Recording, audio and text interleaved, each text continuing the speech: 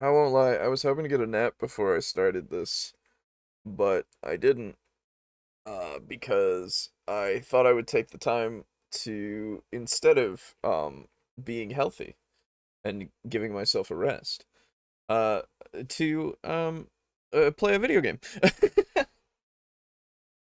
I was playing Mountain Blade Bannerlord, because I haven't played that in a while. So I did. Hello, Timothy. Good to see you. Hope you're doing well. But yeah, we we did some vampire today, which was good. Had a good time with that. Um, I need to get to editing, editing, if you will, if I could speak and enunciate.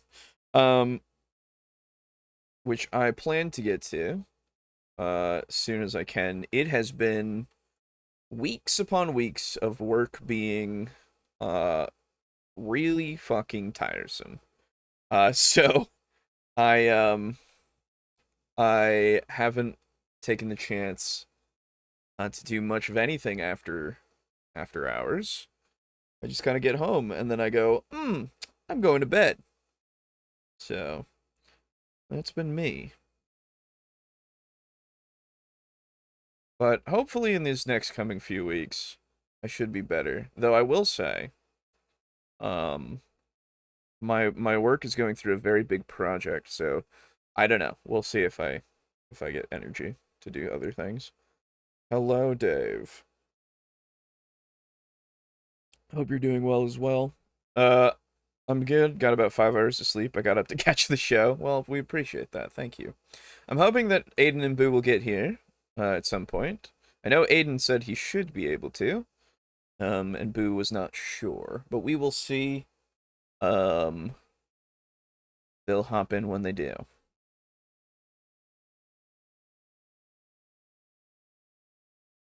Oh, I forgot to do the thing. Oh, give me a second. Let me do the thing. We are in June, which is the summertime. I forgot to do the thing entirely.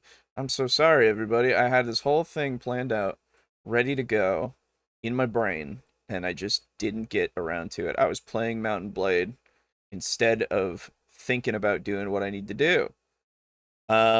So let me do this. Summer.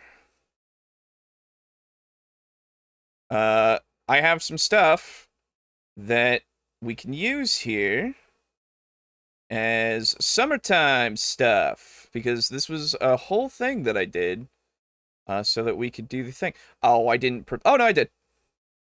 Hee hee. Where is it? Yes. Behold, it's summertime, everybody. I don't know if you can see it very well. I will get these things all set up in a second here as we're talking, but we got some summertime PFPs that I have commissioned from our the artist that I found um through Fiverr that I really enjoy her artwork, and yeah, this is my summertime uh PFP. Um, oh, okay, that's that. So let me just bu- bu- bu- bu- what the fuck am I doing? Where's my brain? Is my brain okay? Hello? There we go. Okay. Oh, that's not how this works. All right. What I will do is capture a new image. By the way, welcome back to Table Talk Discussion and Discourse. I, as always, am your host, Alejo, aka Great on 95, and I completely have dropped the ball. So I'm compensating by getting the things together now when I should have gotten them together a long time ago. Did I not download it at all, even? Oh my god. I'm so crazy and fucking wacky and dumb. Okay. Happy Pride Month as well. That's true. Happy Pride Month, everyone. Um, give me a second. I'll get it. I'll get it. Hold on. Hold on. It's here. There it is. I download. Okay. Yes. There they are. Okay. Let me just rename this. I showed this off to the guys a long while ago, and I completely and utterly forgot to download it myself and get things set. I know I've said the same thing like about 3 or 4 times, but heyo, wahoo. That's me. Okay. Good. That's there. That is there now. Whoa. That's not the thing that you guys can see yet, I don't think. I hope not. Okay. Copy transform. And paste transform. There it is. Okay. That'll work. Oh. It's actually smaller than I thought it would be. That's crazy. Let me get it where it needs to be. There you go. So this, hello, Pizza Funk. This is summertime. Woo! Summer party time. Welcome. Welcome to the summer. The sun is shining. The sun is shining. Even. The clouds have our logo in it. The boys are in the pool. I'm cooking up on the grill. It's great. It's a good little thing. I really like it. That art is awesome. Thank you. Yeah, we got it from Lonely or is it Lonely Weird Cat or a Weird Lonely Cat? I don't remember. It's Anna on Fiverr. That's what I know. And I really, really, really, really, really like it. It's great. I'll show off the stuff that I got for the boys too.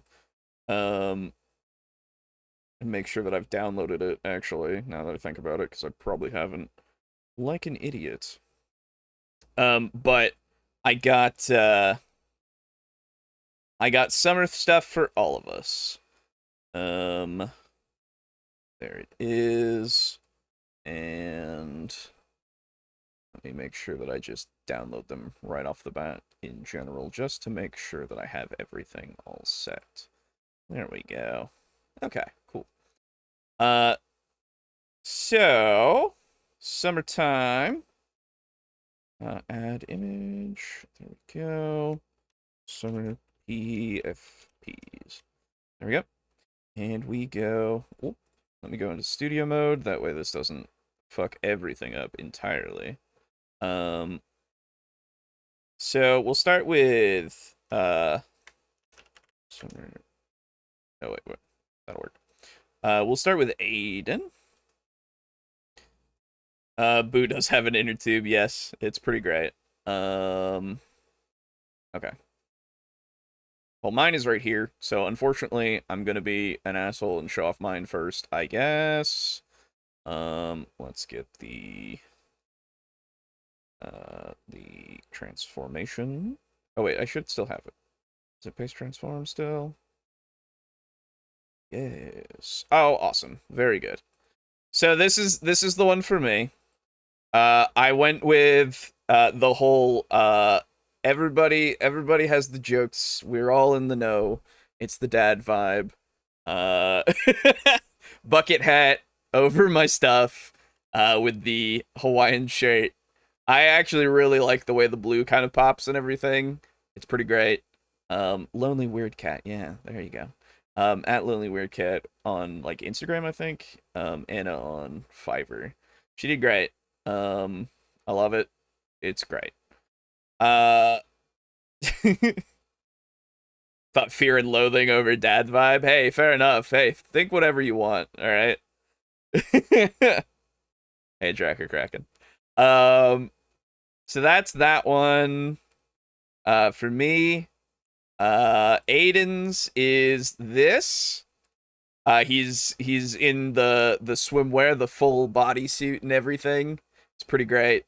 He's got the umbrella and everything, the flippers, and the full diving mask thing. I like it a lot as well. And then Booze is just one image, but it's really good. Look at this. Look at him. He's just relaxing away on his little inner tube UFO. He's got his Coca-Cola, drinking it through his little horn thing. It's great. Got his little water wings and everything. That's good shit. A lot of Coke, that's right. That is a lot of Coke. So I really like the PFPs. We're in summer. We're gonna keep the summer vibe for a little while. And that's the thing. That's you see the Prince Boo shirt? Yeah. His PFP has always had the Prince Boo shirt. It's just, you know, it's a little more visible now. All right. Well, that's enough waffling from me, I feel. And we'll see if the other two come in. But today, you've seen in the title, we are going to be talking about if we have bad players, and also if we need to ban multiclassing. Now, I don't think so. I think we're all right. But I don't know. Maybe. With the players thing, I don't understand what we're going for there necessarily. So we will see, I suppose, what is going on. This is a video that I found while I was trolling through, obviously, as I do, getting my trundle on, going through videos and such. This is brought to us by the Game Master's Tome, and it's called D&D Doesn't Need Better Rules, It Needs Better Players. It's a little under 9 minutes, and I don't know why this exists, but I'm excited to find out. Now, this is in reference to directly to the new D&D, because in the thumbnail, he's got the new D&D. So it's D&D 2024, and I don't know. I'm not sure. The game can't be wrong. It must be the kids. That's right. It's the Principal Skinner thing, right? I still need to watch The Simpsons. I've never, like, sat down and watched more than a couple of episodes back when I was a child. When it just was shown to me. We didn't have, I never watched it. I've been meaning to, like, find a place to just watch it, but I don't want to pay for a streaming service, so I'm still looking. But anyway. And I mean the old Simpsons. The new stuff is fine, sure, whatever, but I'm gonna go from the old and go through. Anyway, so this is D&D Doesn't Need Better Rules, It Needs Better Players. I don't know. We will see. I'm more of a Futurama person. I watched the shit out of Futurama. Yeah, Futurama's great. Love it, love it, love it. Unfortunately, Disney Plus crops the original 4:3 format to fit the 16:9 screens today. It hurts the experience. Oh, then I'm not gonna ever go for Disney Plus's version. Thank you for telling me, Dave. That helps me a lot. Spent the entire days in childhood watching Simpsons DVDs. Fair enough. Hell yeah. Yeah, no, I watched Futurama. Futurama was my jam. It is my jam. I rewatched it up to the newer stuff, which I don't remember exactly. It was after it was canceled that the newer stuff happened, and it started with, like, I don't know, man. There was, like, this episode that was, like, it had, like, time travel and shit, and I was like, okay. But, like, it didn't feel right. I don't know. Something about it. I was just like, this doesn't feel like the old stuff. I don't know. Noped out at the Hulu made episodes. Okay, fair enough. I don't know. I watched like a couple. Or I watched the first like 3 because they were all together. And I was like, okay. And then I never watched it again. I might go back and rewatch the old stuff. I don't know. Anyway, let's begin. I guess I should just come out and say You're it. loud. Dungeons & Dragons doesn't need better rules. It needs better players. Okay. That's it. That's the whole video. Okay, not really. But if you've ever rage quit a table because the ranger tracked the wrong footprints or the DM fudged a die roll to save the plot, this one's for you. Look, D&D is not a perfect system. We all know that, especially if you spend literally any time on Reddit. There are edge cases, of course, weird exploits, and a handful of classes that feel like someone fell asleep halfway through writing them. I'm looking at you, whatever happened to literally half the Warlock subclasses. That's not why most campaigns... Oh, really? You're not a fan of the Warlock subclasses? Okay. Hold on. I now need to look at Warlock subclasses for Warlock subclasses. I'm yelling through Google. What are the Warlock subclasses that I don't remember that might be bad? I'm not looking at Unearthed Arcana. Archfey, Celestial, Fathomless. That one's Tasha's. I don't know that one. Fiend, Genie, also Tasha's. Great Old One, Hexblade, Undead, Undying. Undying, I don't remember, but that's Sword Coast Adventurer's Guide, so that's why. Undead is Van Richten's Guide. Don't know that one either. But I've never had an issue with the ones that I know, so I would need more clarification, I guess, on specifics of what they don't necessarily do for you, but that's a separate conversation, I guess. Also, let's drag it back because he's just kind of going, and I need to address something.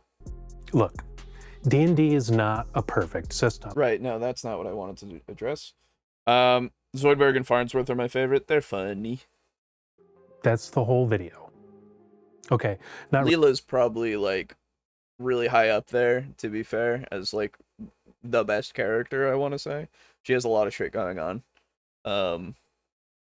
I really like them all. I just, you know. Really. But if you've ever rage quit a table because the ranger tracked the wrong footprints or the DM fudged a die roll to save the plot, this one's for you. Okay, so if you've rage quit a table because a ranger is doing a bad job, quote unquote, or the the DM has fudged a die roll, which for that one I'm like, I don't think I would rage quit the table. Sure, I wouldn't be happy about it, but it wouldn't make me rage quit the table, and I don't know if it would a lot of the time. But I don't know. Maybe. Is that a knight in the background? Yo, wait a minute. Sorry. Warhammer check. Is that a knight? That's a knight back there. Yo. Cool shit, man. Not gonna lie, I don't think I would be at his table if these are stressor points. Yeah. I'm not sure what is the, like, who is upset at the ranger for following the wrong tracks, you know? Like, who actually, like, realistically is upset because you followed the wrong lead, you know, in a mystery, quote unquote, right? Oh no, you didn't, you know, you didn't get to the answer fast enough. You didn't get to it the most efficiently. Why would that be a problem? And of course, Bender gave us the blackjack and hookers meme, so that rocks. Yes. Oh yeah, Bender's great. They're all great, man. They're all great. Look, D&D is not a perfect system. We all know that, especially if you spend literally any time on Reddit. That's your first mistake. There are edge cases, of course, weird exploits, and a handful of classes that feel like someone fell asleep halfway through writing. So nobody's talking about how D&D is perfect or not. Nobody gives a shit about that. That's not, like, no one cares that it's not perfect. They know that it needs to be improved, and there are simple ways that it can be improved, right? And that's why homebrewing exists. That's why it's so easy to homebrew a lot of stuff, right? And they tried to improve it a little bit with 2024, and some things kind of work, at least in a direction that we wanted it to go, but not everything does. And a lot of people don't seem to, you know, I mean, it's the same thing of like, if, like, I've not played 2024, right? I hear fine things, right? That's fine, right? But I don't know. It's not something that interests me too much, right? Hello, Chara. Hello, Shin. Them. I'm looking at you, whatever happened to literally half the warlock subclasses. That's not why most campaigns fall apart. Most campaigns don't implode because of the rules. They implode because Kevin wanted to PvP the bard again, or because someone thought playing a murder clown with no impulse control was just roleplay. Maybe the D. Well, yeah, okay. What are we doing? Okay, yeah. If you have a shitty player at your table, right, quote unquote, in the sense of they're completely ruining the fun for everybody, yeah, of course, that's gonna make it so that you have issues. Why are we talking about this? Like, yeah, that's the case. Everybody knows this. Hello, Viridia. Hello, Entropy. DM handed out a 60-page homebrew pantheon and expected everybody to have opinions by the end of session 1. I definitely didn't do that. That's not me. Stop looking at me like that. The rules... Okay, but... sorry, that doesn't... the 68-page thing doesn't... like, how are you enforcing this? Or, like, what's going on? Yeah. Kind of ties back to some of the Guy episodes of how often are you running into this? Yeah, exactly. It's a lot of the times where these kinds of things are brought up because they're, like, first off, he's on Reddit a lot. So that's the problem. You're seeing everybody talking about it on Reddit. And Reddit is full of a lot of niche cases. Let's be fair. So I don't know. Somebody tried telling people on a forum on that gatekeeping is good actually by sharing a Reddit post. Yeah, Reddit is weird. Look, there are certain things about a hobby that you should at least be like, well, I don't understand why this needs to be changed, I think, at least. Which can be gatekeeper-y, I suppose, but I don't know about, like, gatekeeping in general, right? Like, that's not the goal, right? But, like, what are we doing here, you know? Well, they're just scaffolding here. They're the stage, the lighting rig, the backstage ropes and pulleys that make the play possible. But they're not the reason anyone buys a ticket. The real show, the thing people come for, and the thing that makes Dungeons & Dragons is what happens on top of those rules. The story, the drama... Oh, hey, he's got... is that...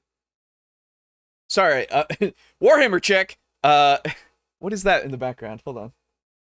I stopped paying attention.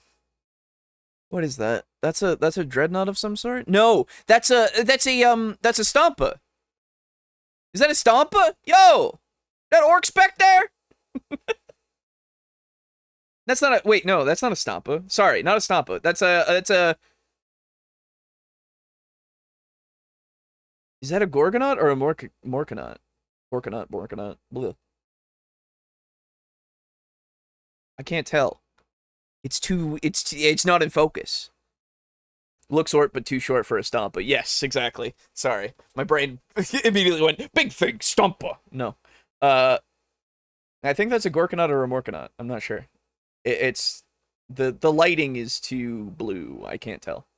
Anyway, sorry. And the thing that makes Dungeons & Dragons is what happens on top of those rules. the story, the drama, the laughs. The guy was being flat out rude and elitist, so we all gate kept him instead. Yeah, exactly, right? Gatekeep away from the people that are trying to entirely change, like, everything into being worse, I guess. I don't know. That's fine. The players who somehow made a lawful good paladin sexy, and the DM who can give a mimic an existential. What are we talking about? I'm sorry. Hold on. What the fuck is going on? The laughs, the players who somehow made a lawful good paladin sexy, and the DM who can give a mimic an existential crisis. The rules are there to create a shared language. Yeah. They give us a way to agree on what happens when the bard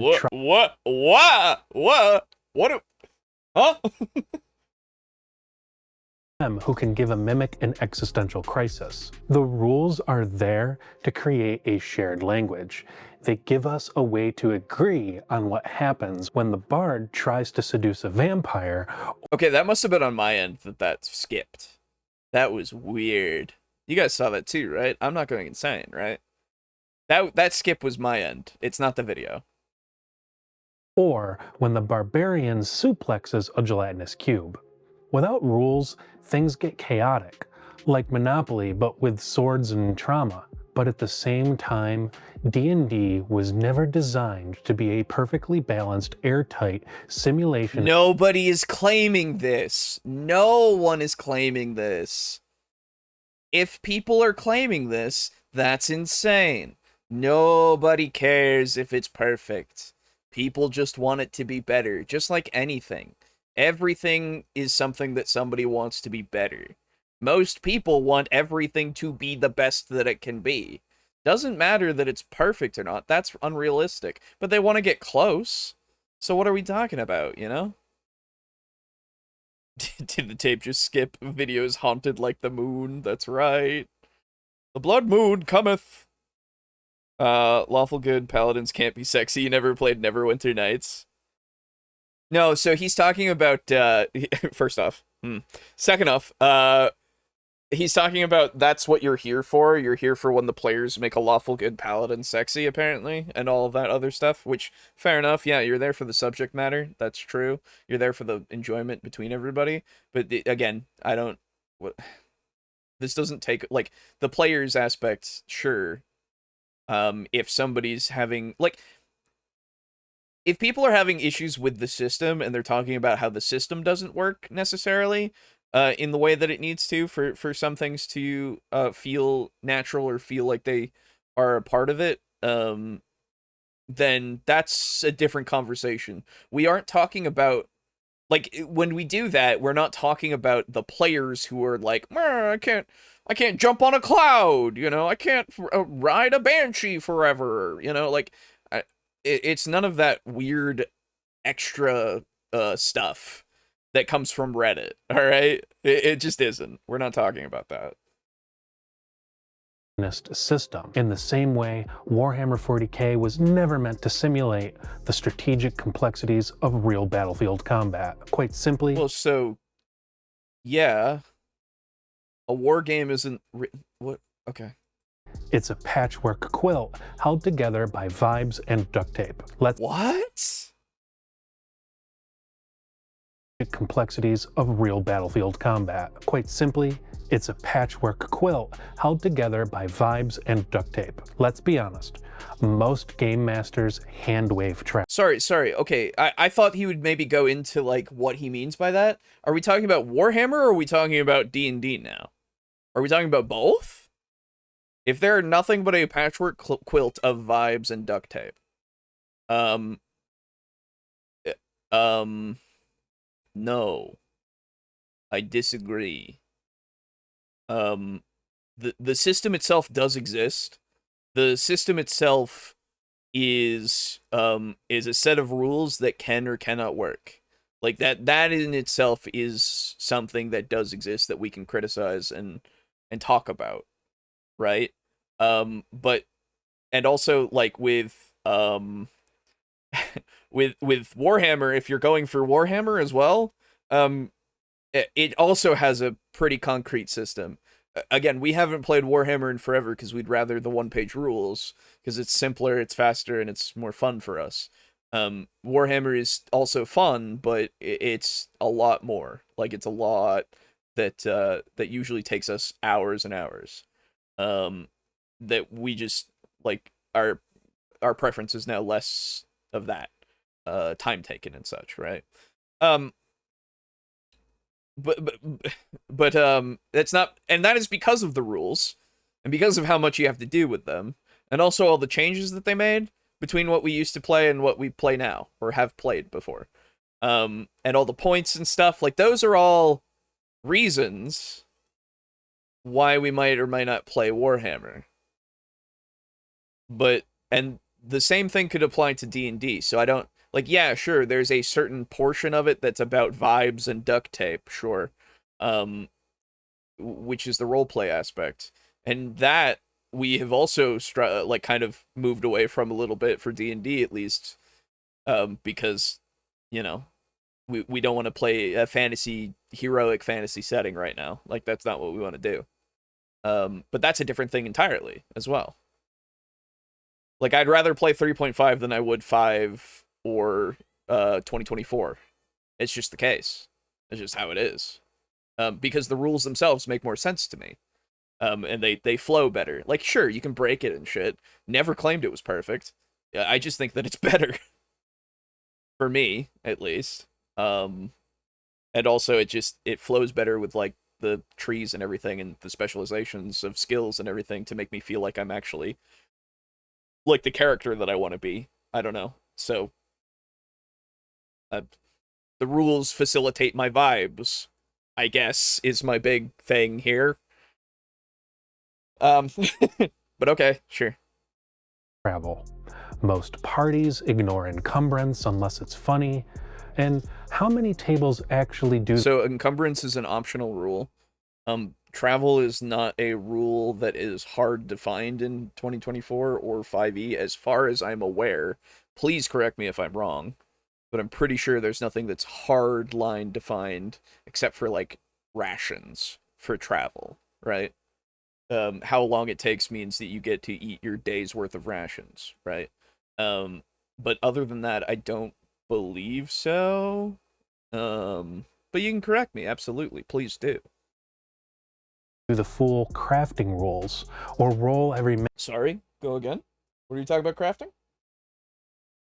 And how many tables actually do the full crafting rules or roll every minute of underwater breathing checks? And even if they do, okay, it's not the mechanics that make those moments memorable. It's the players, the drama, the chaos, and the choices. Okay, yes, so players do have a very, very big part in what is going on at the game. Absolutely. They can make or break things too. Absolutely. But the rules themselves can also do that. Like, if you don't vibe with the rules enough, then you just don't want to play D&D. Like, that's fine. There's nothing wrong with that. D&D does need better rules. I think a lot of people are pretty universal in saying that D&D does need some new rules, or at least some better thought out ones for certain things, because they don't vibe well, quote unquote, with the whole product, and with the standard play, I guess, quote unquote. But I don't know, man. The crafting rules and like all that kind of stuff that can be hand waved, sure, that's a thing that can happen because the DM can just do that. If the DM doesn't like how the game is set up, then I don't know what you're supposed to do.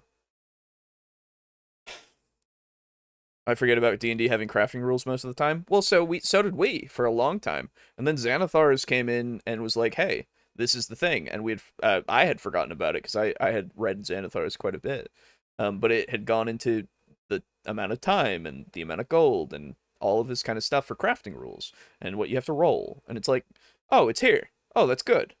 I didn't forget about it in 3.5 because it was very integral to how my character worked.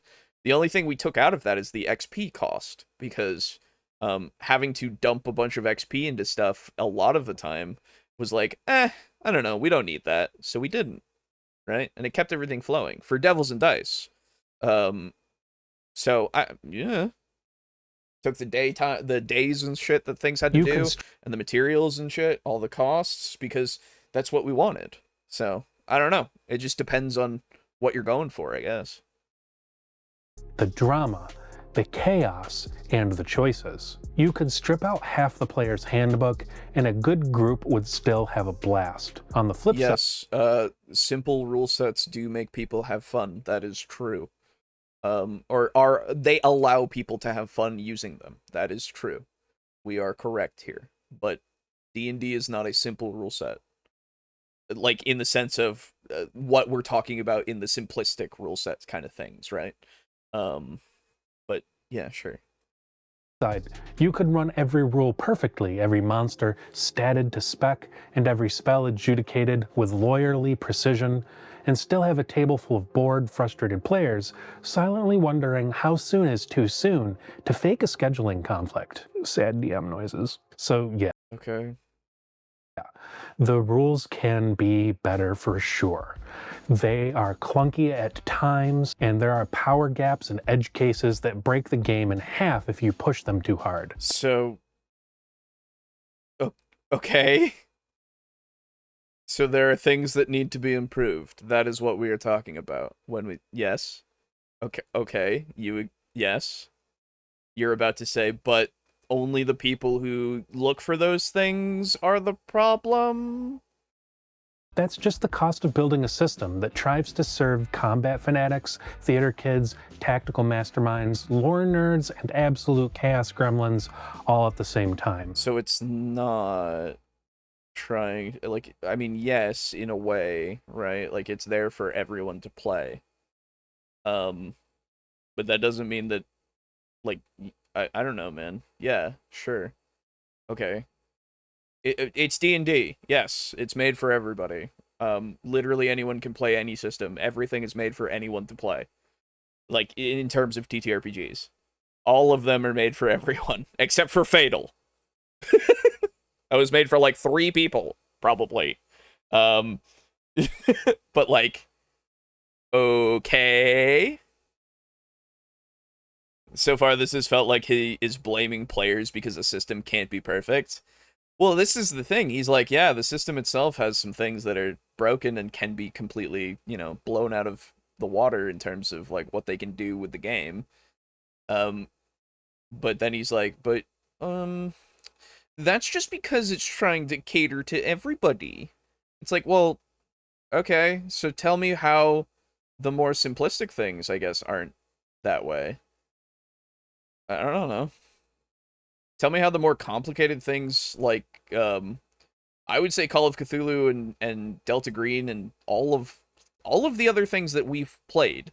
Every single other system that I've played is more complicated than D&D 2024.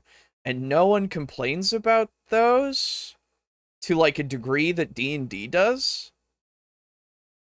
Because it really does give the experience that you're looking for. And D&D does too. That's the thing. But it also has some bugs here and there, right?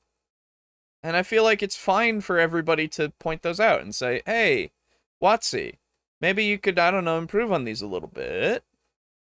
And then they don't. And you go, well, maybe you could, though.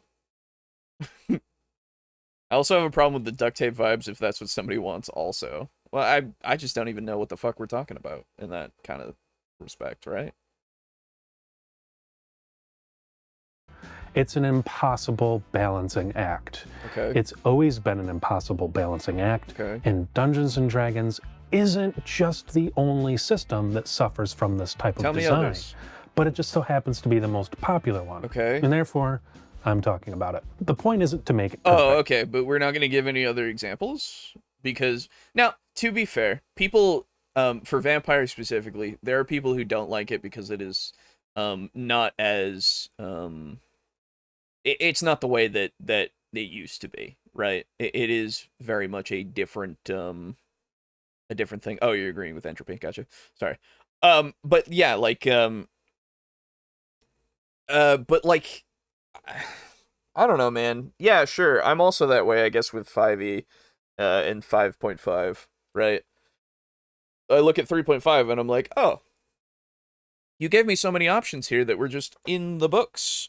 You gave me so many options inside of these source books that I don't even need.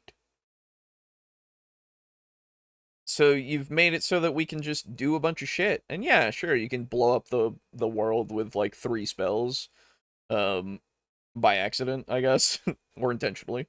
But I don't know, man. That's fine. I feel like that's fine to have as part of the thing. Magic should be completely and utterly horrible.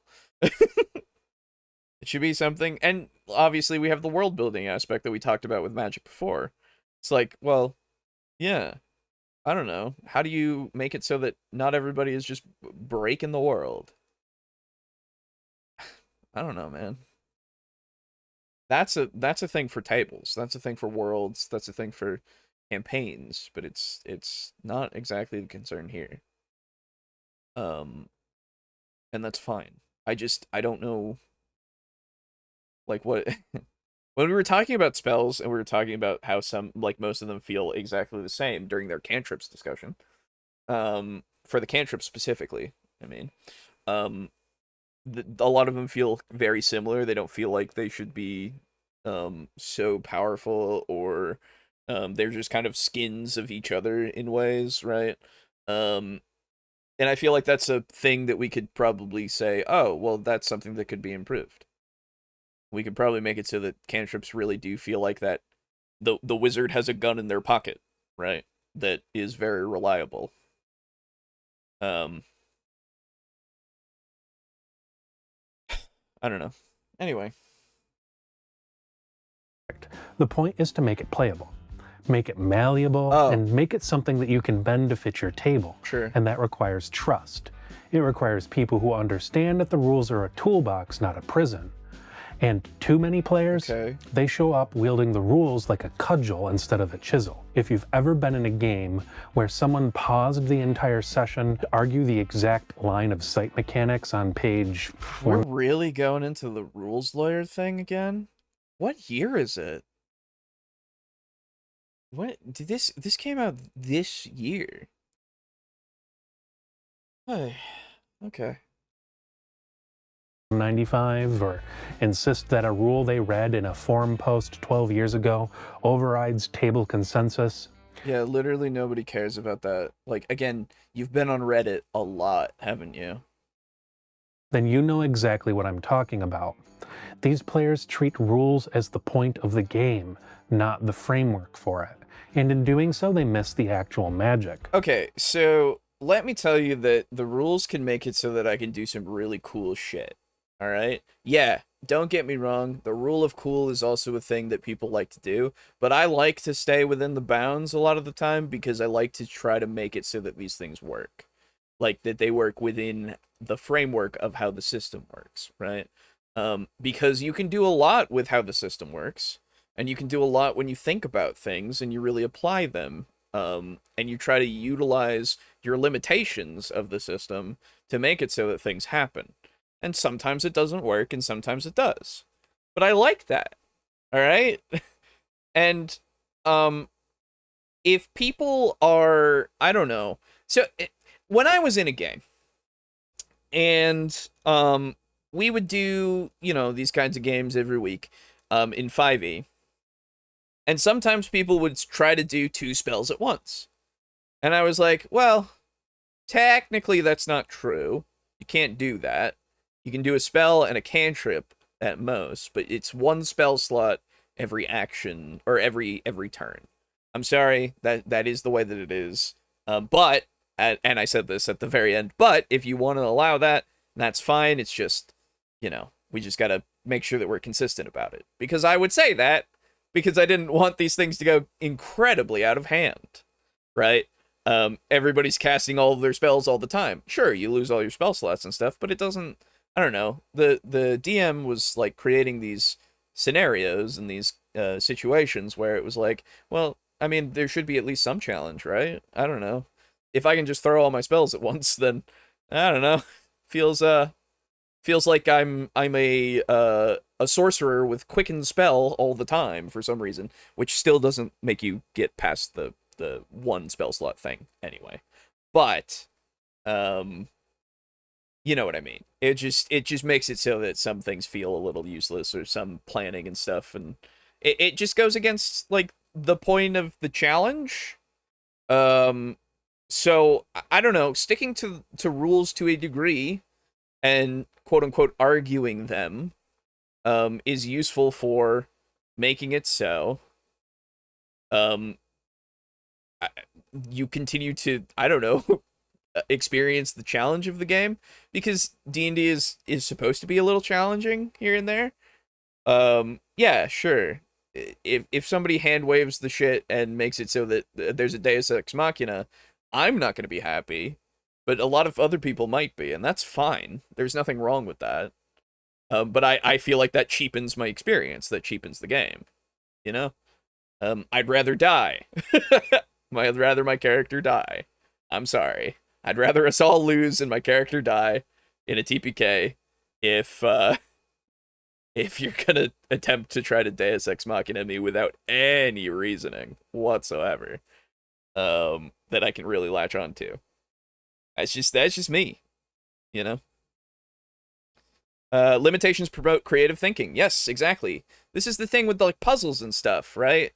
You use the puzzles to a degree, and then you say, all right, go, fix it, make it so it work.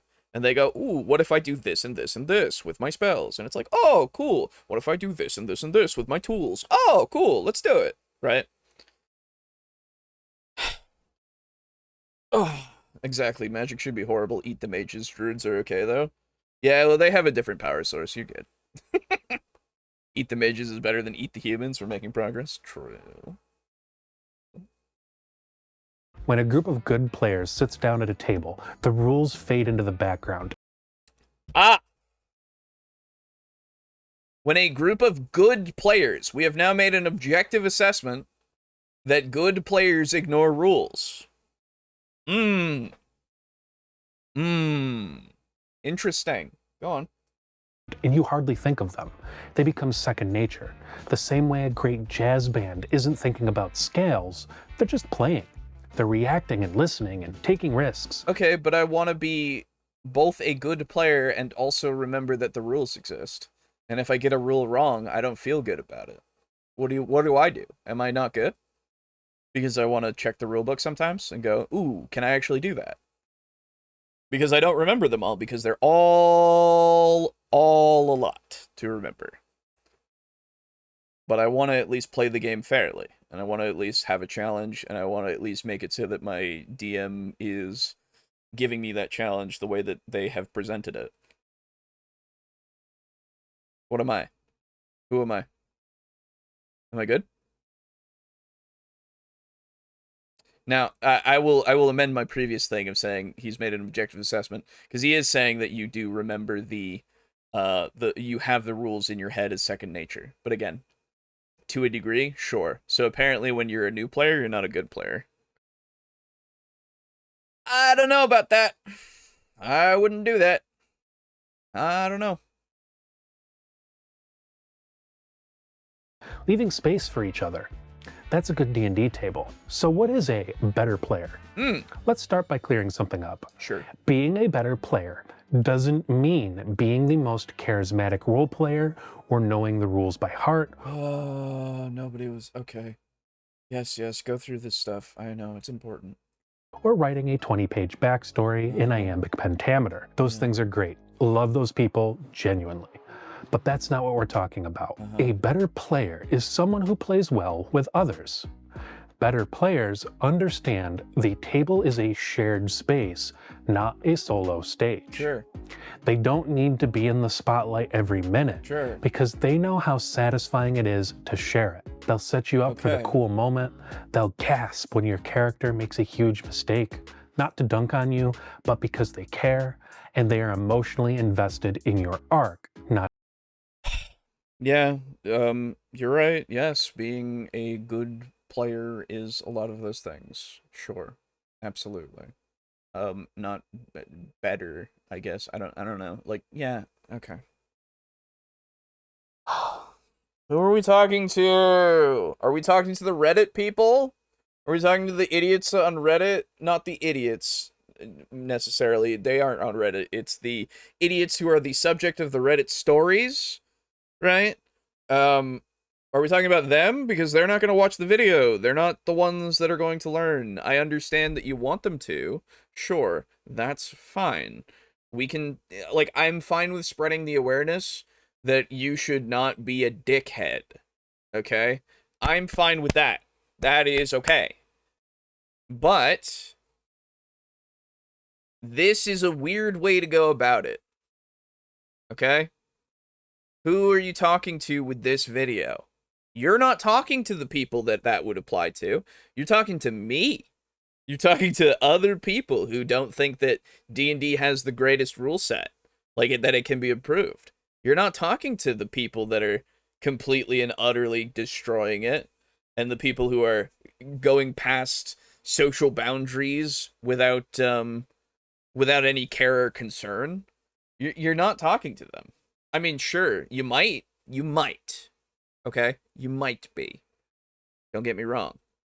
They might change themselves if they somehow come across this video, okay? And they might be watching, but the title does not get this to them. I don't think. Unless it's being sent to them by somebody in their group, I guess. I don't know. What is this, second nature? Is someone copying me? There's no way they're as good as the original? That's right. Oh, excuse me. Not just theirs. They're the ones who say yes and instead of no but. And when a game No. No. The no but. The no but is good though.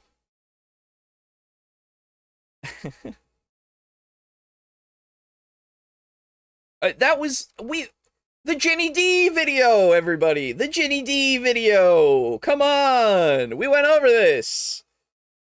Yes and no but. That was actually, like, good to have as your framework of responses. That was what we were like, yes, this is the way that it should be. The Jenny D video, everybody. Come on. Listen to Jenny D. She's got the right opinion in this case. Okay? Come on. Because you're suggesting an alternative. If you're using it correctly. Quote unquote. Yeah. Okay. It's fine. Game master introduces a weird NPC with a fake mustache and a horrible accent, a good player leans into it instead of rolling their eyes. I'm sorry. Oh. What if it's cringe, I guess? I don't know. Like, what if it is literally just an insert? Like, again, you are putting forth to me these very niche edge cases, so I can immediately go, oh, what if the opposite, though? What if it's actually not, like, intended to be, like, that good of a thing? It's just there because the DM wants it to be. What if the DM isn't actually, like, playing with the best intentions, I guess, is the best way to put it. Like, what is going on, you know? Also, thank you for this. I now see this. I might be out of spells, but I'm not out of shells. Very good. Thank you, Pizza Funk. I appreciate that. He's got a gun in his pocket. It's true. He does have a gun in his pocket. Anyway. Don't break immersion to correct the lore. They simply build on it, and they let the story breathe. And sometimes they let it get a little weird. Better players know when to be. What if it's a contradiction? What if it is an active contradiction that is actually called out because they care about the lore of the world and the lore of the characters and what everybody is doing, and they really want it to be consistent and make sense? What if they really are that, like, they care about the world that much? Are they also bad? And because they're not, like, you would obviously say no. I know you would. You would say that to me. You would say, oh, come on. That's unfair. That sounds like somebody who gives a shit. And it's like, oh, okay, so you're talking about dickheads.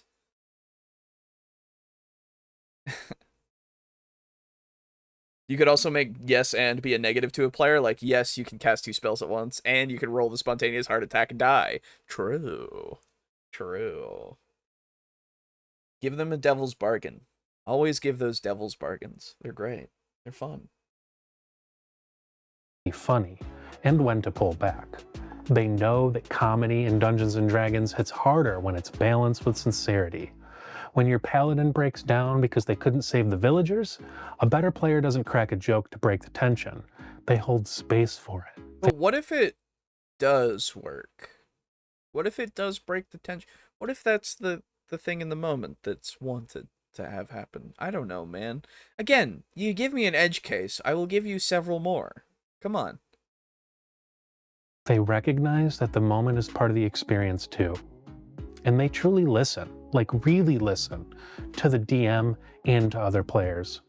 Not just wait for their turn to talk, but they actually pay attention. They don't talk over people, they don't derail scenes for a punchline, and they sure as hells don't spend the entire session shopping for magic items online or watching YouTube while half-heartedly rolling for initiative. Sure, and yeah, that if you're not actually actively paying attention to the game, sure. That's something that's annoying. I get it, but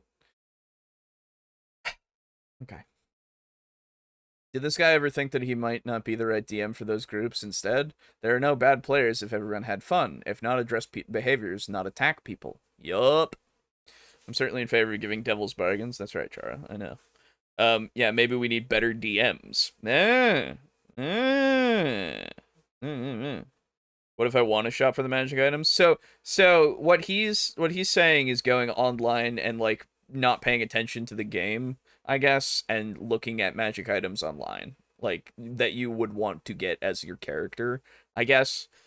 Which fair enough to a degree, but what if like they're not integral to the scene and they're like looking at a magic item because they're like, ooh, that's something that I want to save up for, you know? Like, and to be fair, in that case, it's like, well, is that okay because do you want it so that they don't know that those magic items exist, or like what is the further context is my question, right? When rules disagreements do come up, they handle it like adults. They can disagree and still move on.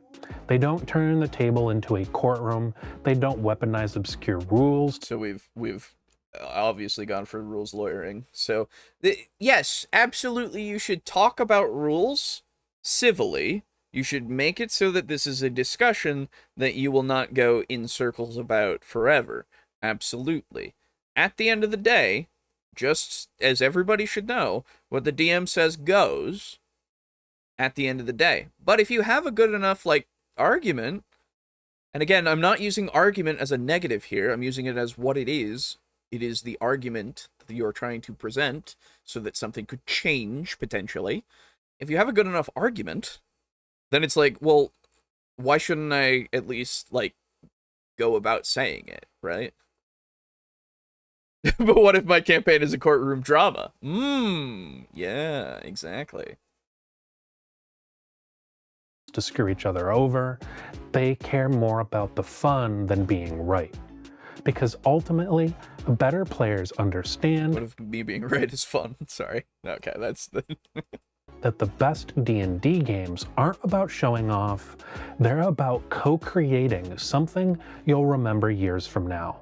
That stupid, brilliant, heartbreaking, ridiculous, magical thing that only your table could have made. They know that sometimes the best thing that you can do isn't winning the fight, it's failing in an interesting way. Oh, cool. So the rules apply in that situation. So what if I am not following the rules correctly and I'm just making it so that we're always winning?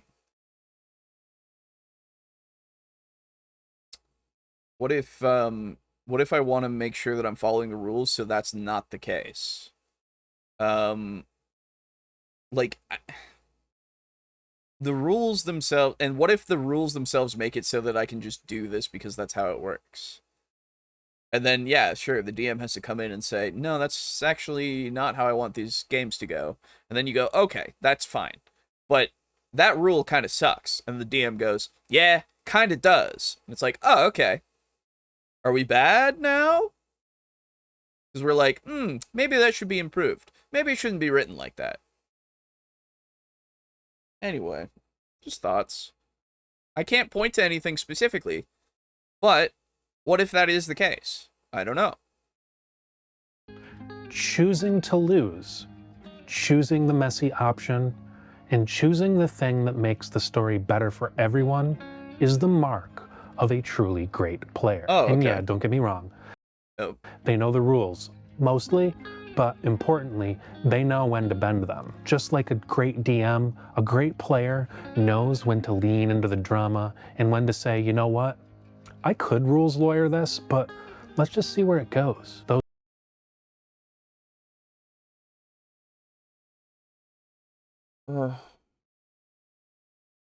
Okay. Sure. It could still go the same way with a slight rule change and a slight revision.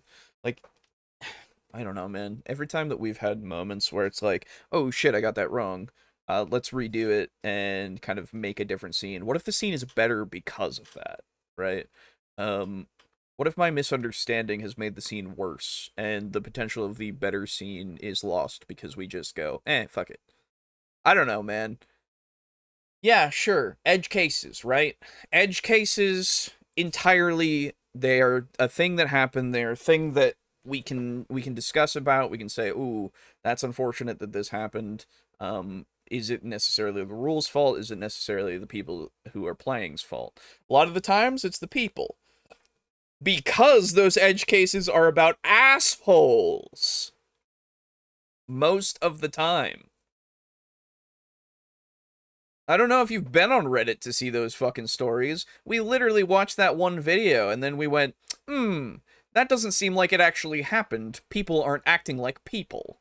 Now, to be fair, it could have happened. There's a chance it could have happened. But, at the end of the day, feels like it was just fucking Reddit fucking karma farming. I don't know. Once you bring up Reddit, it makes me immediately go, because I'm like, how much do I have to pay attention to this now? I don't know. It's unfortunate, but that's just the way it is. I don't know. There's certain Reddits that it's like, yeah, this is helpful. This is useful. I can use these ideas and stuff. There are absolutely Reddits for that. But a lot of the time, if it's a Reddit about complaining about people, it's like, oh, okay.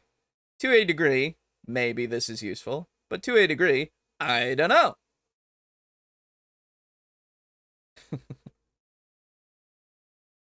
I actually had a rules lawyer moment on the range of an ability made me realize that the player knew something that had yet to be revealed.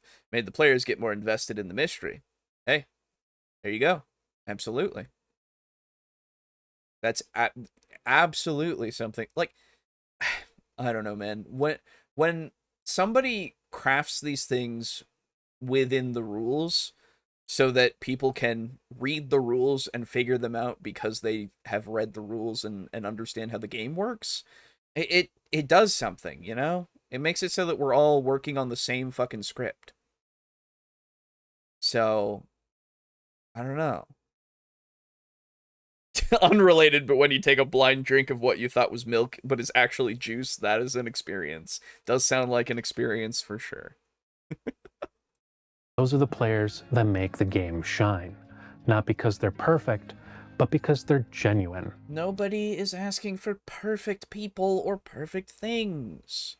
We just want the best possible. I guess you could say that that means perfection. Sure. But come on. That's unrealistic. Don't be a dick. That's all we need to say. It's gone sour! What the fuck is this milk? Whoa. They're generous with their time, and they're generous with their spotlight, and they're genuine with their creativity. And if you're lucky enough to have a table full of them... What if I'm not being genuine, but I'm still really good? Never mind. It doesn't matter. Whatever. You could run the jankiest homebrew system in the world, and it would still be fun, because the rules don't matter half as much as the people playing them. If you like this video, hit the thumbs up button, leave a comment, make sure you're subscribed. Tell me about the worst or best player moments that you've ever seen. I'd love to hear about it in the comments below. And remember, the real crit was the friends we made along the way. Oh, except Jesus Kevin. Christ. Kevin's banned. Now keep rolling those dice, and may your quests be epic. Okay. You really went with the friends we made along the way thing, huh? That wasn't a meme that you just did right there, huh? Hilarious. Sure. Sure. I don't know, man. It is what it is at that point. What was the video about again? That we need better players, not better rules. Which I had no examples of any rules that are talked about that don't need to be improved, I guess. That would help. Like, that would actually help a lot with the point, I feel. Then we could have something to discuss, rather than don't be an asshole said over and over and over again in different ways. Right?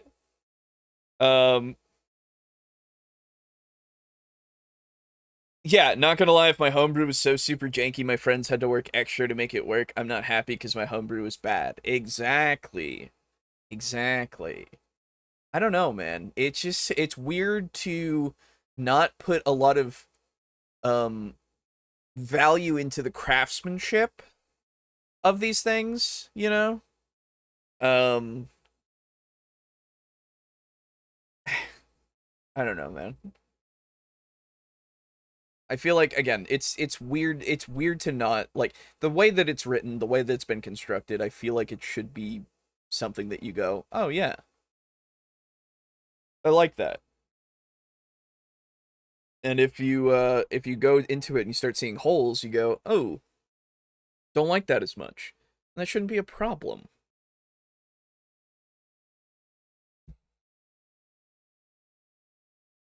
Anyway, it looks like it's just me tonight, everybody, so we will just move right along.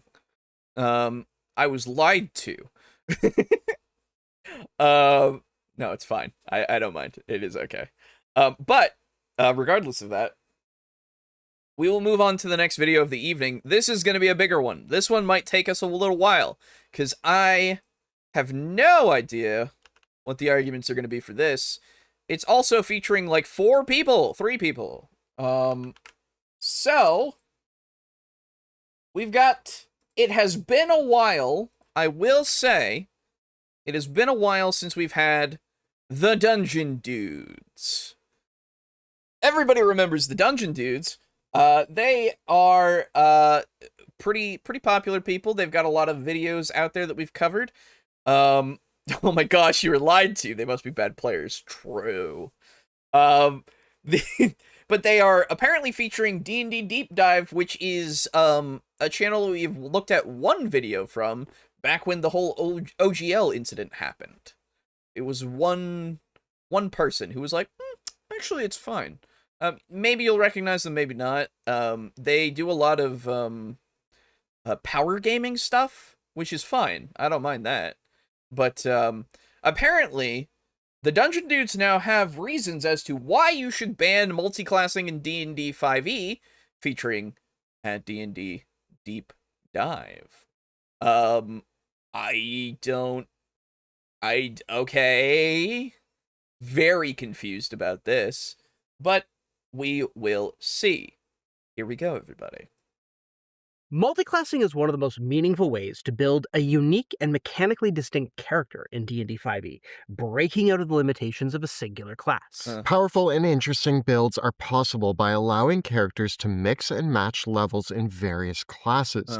The combination of classes, subclasses, feats, and spells greatly increases the options player characters have to choose from as they gain levels. Although it's a ton of fun to build a multiclass character, the multiclassing rules are a complex mess filled with exceptions, but can also be a pathway to character builds that many would consider overpowered and broken. Worse, they Yeah. can lead to strange questions about role playing, such as why holy paladins suddenly have sworn a warlock pact to a demon lord, or why the fighters suddenly. Why would you bring up something that could be explained in game? Why are you not sticking to just the rules? The just the rules thing, I can immediately go, oh, okay, sure, yeah. But then you said, why did the paladin do a thing? And I went, ooh, uh-oh. The character has gone on this journey because I don't know. Give me the full context of the session, I guess. Like the sessions that led to this decision. I would imagine that the paladin has to swear this pact because of some sort of need of more power, of needing to, I don't know, do it as a favor potentially for the god that they're doing something for, or for somebody else maybe, so that they can be saved, and that's why the god is like, yeah, that's cool, you can do that, that's fine.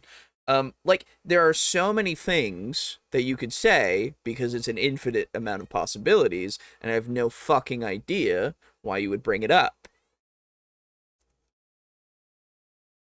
They have a high bar to pass to convince me that multiclassing should be banned outright. Yep. Mastered wizardry. So today, we're going to take a look at how the multiclassing rules are broken in D&D 5e, Sure. and why you might want to simply ban them entirely at your table. Great. There's a lot to discuss today, so let's get rolling. Mm-hmm. Not that you... I'm sorry. This says that they should be banned, not that you might want to ban them. Oh. Oh, that's different than what you said in the beginning. Oh, okay. So you got me with the clickbait again, is what you're telling me. Oh, cool. Hell yeah. Love that. I mean, is D&D like Yu-Gi-Oh! Needing to ban things for being that overpowered? I mean, to a degree, sure, I guess. Like, if something in your game, if you don't want something in your game as a DM, yeah, you should have the ability to just say, oh, we're not using that, right? Because it's too powerful. Something like luck as the optional feat blipped out from a power outage. I'm sorry, Dave. I hope, well, it seems like you've got your power back, so that's good. But I feel like that's fine to have as something that you can do, but I don't know about multiclassing being that way necessarily. There are ways that you could probably tailor it so that it's less overpowered if you don't want it to be, or you could just say you can't multiclass from this class into this class because it won't make sense without really good reasons. And it's like, okay, sure. Like, you as the DM can set whatever limitations you want on your game, but having it be banned outright from the get-go, I don't know about that for this, at least, right? I personally am like, luck is a little too much. I don't know if I like luck. I like the classes that can get that kind of power via levels and getting to that point, like something like the divination wizard can kind of save these two things, and they're not always what they're going to be because you have to roll them out every time for two rolls that you can substitute things for yourself or somebody else, or an enemy, or sometimes you can make it so that something is actually a 10 when it's a 9, or, you know, all that kind of stuff. Like, that's powers that they have earned over time because they've gotten to that level. And I'm like, okay, yeah, that's fine. But if you just take that feat once, you know, you get like 3 rerolls for free. And it's like, oh, every day? Oh, cool. No. Depending on the table, sure, but altogether, I'm not so sure. Yeah, exactly. Overall, I don't think anything should be banned because it exists necessarily, unless it is entirely like broken and makes it so that nothing works, I guess. Or it's something like luck for me, at least. But that's not something I would enforce to everybody, right? That's just for me in my games. I'm not gonna go and crit the friends we made along the way. Fair. This week's episode of our show is sponsored by Dream Realm Storytellers and their Civilian campaign setting. This is a role-playing universe for D&D 5e inspired by Norse mythology. They're expanding their incredible setting with a new Kickstarter launching this month. The Civilian setting is perfect for 5e players who are fans of worlds and stories like the God of War series, The Witcher, Hellblade, and the Elder Scrolls like Skyrim. If you've played Skyrim for as many years and as long as I have, and keep going back to it for reasons you can't explain and have bought 8 copies of it, then this might be the Jesus Christ, don't admit that you bought 8 copies of Skyrim. Please don't do that. setting for you. They're going to be putting out 2 new books for the Civilian setting as part of this Kickstarter. The first, The Lost Lands of Orfal, expands the cold, dark, Norse-inspired setting, featuring over 50 new monsters, including the Draugr Jotun, the Draugr Rotbringer, and... Did you just say Jotun? Alright, everybody in chat, tell me if you say it as Jotun or Jotun. Please tell me what you say. I'm not going to tell you what I do, but you might have guessed. Is it Jotun or Jotun? Jotun. Good.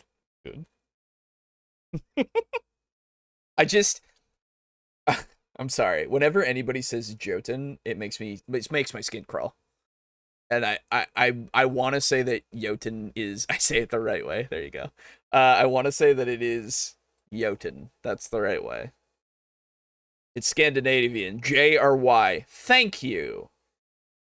Okay, that's what I'm saying, man. Whenever anybody says Jotun, I just go, hey, you don't know, man. You just don't know. Fuck me. Whatever. Alright. That's a pet peeve of mine. Other Norse-inspired monsters, as well as 2 new classes for 5e, one of which, the Herald, is this really cool warlock-inspired spellcaster that kind of blurs the line between warlock and cleric because they call on the powers of the Aesir, the Vanir, and bring prophecies of Ragnarok, which they can choose as little augmentations for their character. In fact, if you check out their Kickstarter page, you can actually get a preview of a bunch of the new monsters and the full Herald class on that Kickstarter page. Their second book, At the Heart of Frost, is an adventure book that brings the players from level 3 to level 12. It's about 250 pages. At the Heart of Frost centers around 2 rival war bands who clash over a series of epic battles. Players can experience the story from either side, and you know that we love a faction choosing which one is your ally and which one's your enemy sort of vibe, so we love that. And it provides the opportunity for multiple playthroughs, because if the same group wants to play through it again and choose the other side, they get to experience a whole different campaign. You can follow the links right down below to the Kickstarter campaign, which is live. There's going to be a link to the video below, so you can go there and then find the link to the thing here. I don't know when this was put out. I don't remember. Maybe it's out by now, maybe it's not. I don't know, but it seems cool if you want it, you know. Is there 8 versions of Skyrim, or did Kelly pay for it 8 times? He paid for it 8 times. Yes, technically there are more than 1 versions of Skyrim because it's been remastered to hell and back. So technically, yes, there are 8 versions, but you can get 1 and get the experience on PC. That is the experience that you can mod and everything and make it so that you never have to pay for it again. Anyway. Live on Kickstarter now. And if you're an early backer, you're going to get a free set of awesome dice. So make sure to check the Kickstarter page to see all of the goodies that you can get for yourself. And now, let's start talking about the episode. The first reason why you might want to ban multiclassing at your table is because multiclassing in many regards can be a trap. It can be too complex for new players, and it's one of the few ways that you can actually mess up your character build. Well, a lot of the classes and subclasses are designed in a way that is pretty hard to mess up.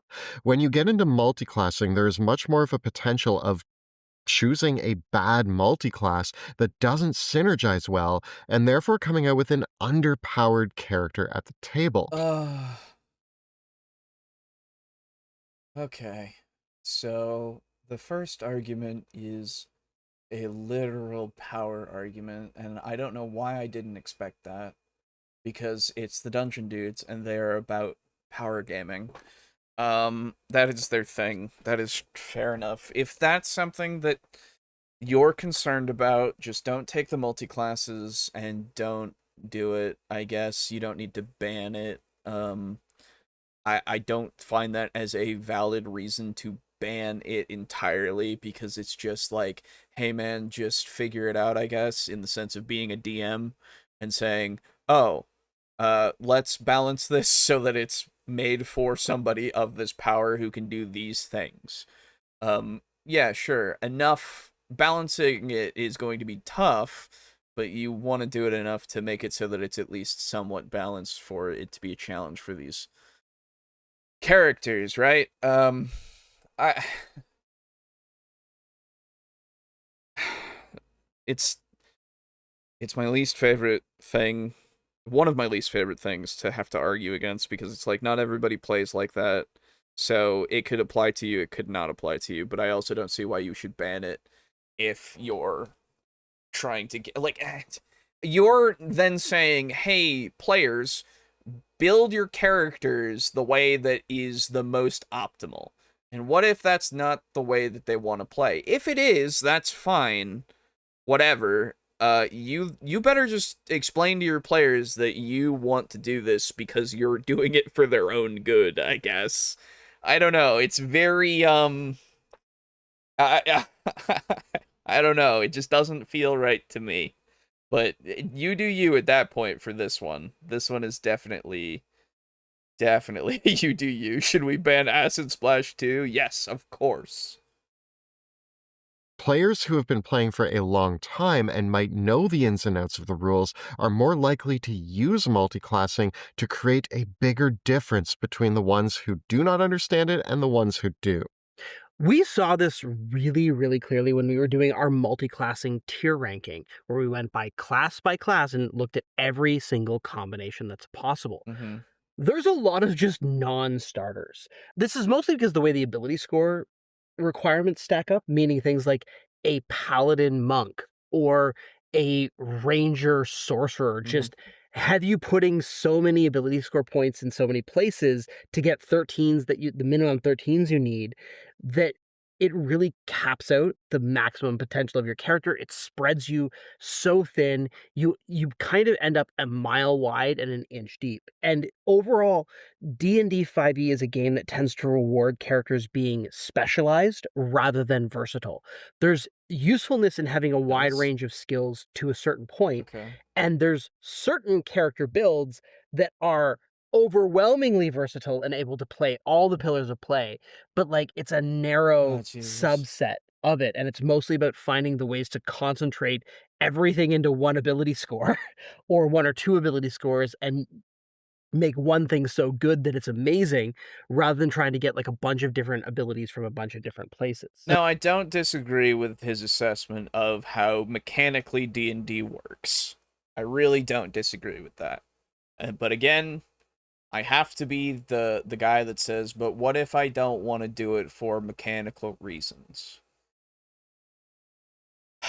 I understand that some of these combinations and everything are absolutely not going to work together because of the way that stats work and the way that abilities work and the way that spellcasting works. Like, I get that. I understand that.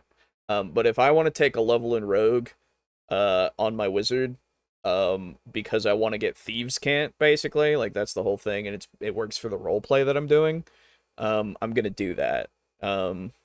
Optimal stuff, and like, hey, maybe someday if I ever do a sneak attack, that would be sick, you know, as a wizard. If I could just walk up behind somebody and get a surprise sneak attack because they never expected the wizard to be able to do it, hey, sick, right? Might work for one guy, right?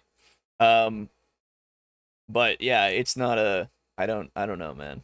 They kind of implied that an experienced player will always optimize. That is true. They did kind of do that, yeah. because they're talking about the gap between new players and experienced players who know how multiclassing works better. And let me tell you, as an experienced player of D&D, I have no fucking idea of the intricacies of how multiclassing makes me work, like, optimally. Okay? I have no clue, and I don't care. I had a College of Lore bard who was going to also take some levels into rogue, because that was part of how the character was going to be played. He was going to become a mastermind rogue. He was going to get to level 3 in rogue, and the rest of it was probably going to be bard. It might have been the other way around a little bit, I don't know. But, like, because that was what he wanted to do, he wanted to be a part of that underworld in a way. He wanted that thieves can't, he wanted everything. That I made him go through this scenario to get introduced to the underworld and understand more of its, like, intricacies and everything. And then I was like, okay, now that I've done that, when we get to the next point that I can level, I'm gonna make him a rogue. So, like, yeah, sure, being a mastermind means that you stop using your bonus action for bardic inspiration. You start using it for the help action if you're 30 feet from somebody. But guess what? I find the help action to be way the fuck better sometimes because it's free. And guess what? The bardic inspirations can be used for a bunch of different other things as well. So, for the lore bard, maybe not as much, but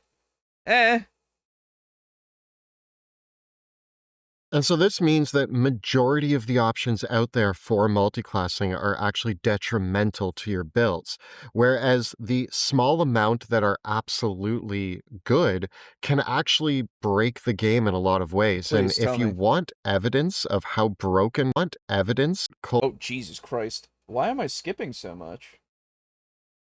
Bunch of different places. And so this means that majority of the options out there for multiclassing are actually detrimental Together's to your having a weird builds, time. whereas the small amount that are absolutely good can actually break the game in a lot of ways. Mm. And if you want evidence of how broken multiclassing can actually be, Please. you can check out Colby's channel D4D&D Deep Dive, where he breaks the entire game specifically using multiclassing. Which is this is the feature. So I assume they were like, hey, can we have this to do, I guess? I heard that. Okay. Canadians are so nice. No multiclassing. Kelly, we are officially broken up. All right. The illusionist wizard. Level 1. Well, what's going on? Fighter. Naturally. In this respect, What are we... Wait, what the fuck was going on? That was just to say, this is the guy? Really? That was it? Is that his only feature? Please, please, please, please, please, please. Please don't tell me that was his only feature. Please don't tell me that was his only feature, and please just tell me that... Please... Please tell me that he at least gives a little bit of an overview and doesn't go into depth with it. Just to give you a taste and say, hey, I can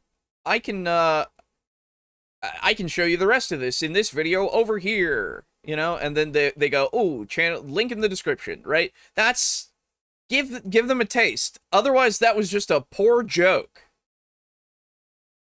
It's proved nothing. True. He's trying to break it, though. How does that prove the point? It's possible, sure, you're right, but do people play in that way all the time? Not necessarily. And also, what does that mean, that we need to ban it because it's possible?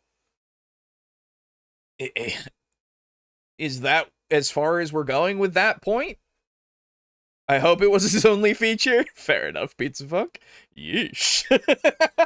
I just, like, what was that? What am I supposed to get from that? Other than, he exists, and he said that you're broken up. That was supposed to be a joke. And that Canadians are not nice. Though, I don't know anything about what was said that means that they were not being nice. So I don't even know if that joke works. I have no idea. They just said he exists and he did this on his channel. And then it went, oh, hello, this is me. You guys, I'm making a joke that you're not so nice because you're Canadian and you're supposed to be nice. And also, this is a thing and we're broken up and it's about wizards and fighters, I guess? Maybe? I'm not sure. I have no idea. What the fuck was that? One feature too many. Whoa, my goodness. Spice. But why? Multiclassing ends up being pretty much a very classic noob trap. It's an easy way to make your character strictly weaker than they would have been if you weren't multiclassing. But then if you know what you're doing, you end up with this huge gulf in power. And so Okay. if you have a mixed table of new players and experienced players, and you have the new players kind of doing what they want to do and the experienced players doing what they know works, you're really going to see the difference. Okay, so in this niche case, yeah, sure.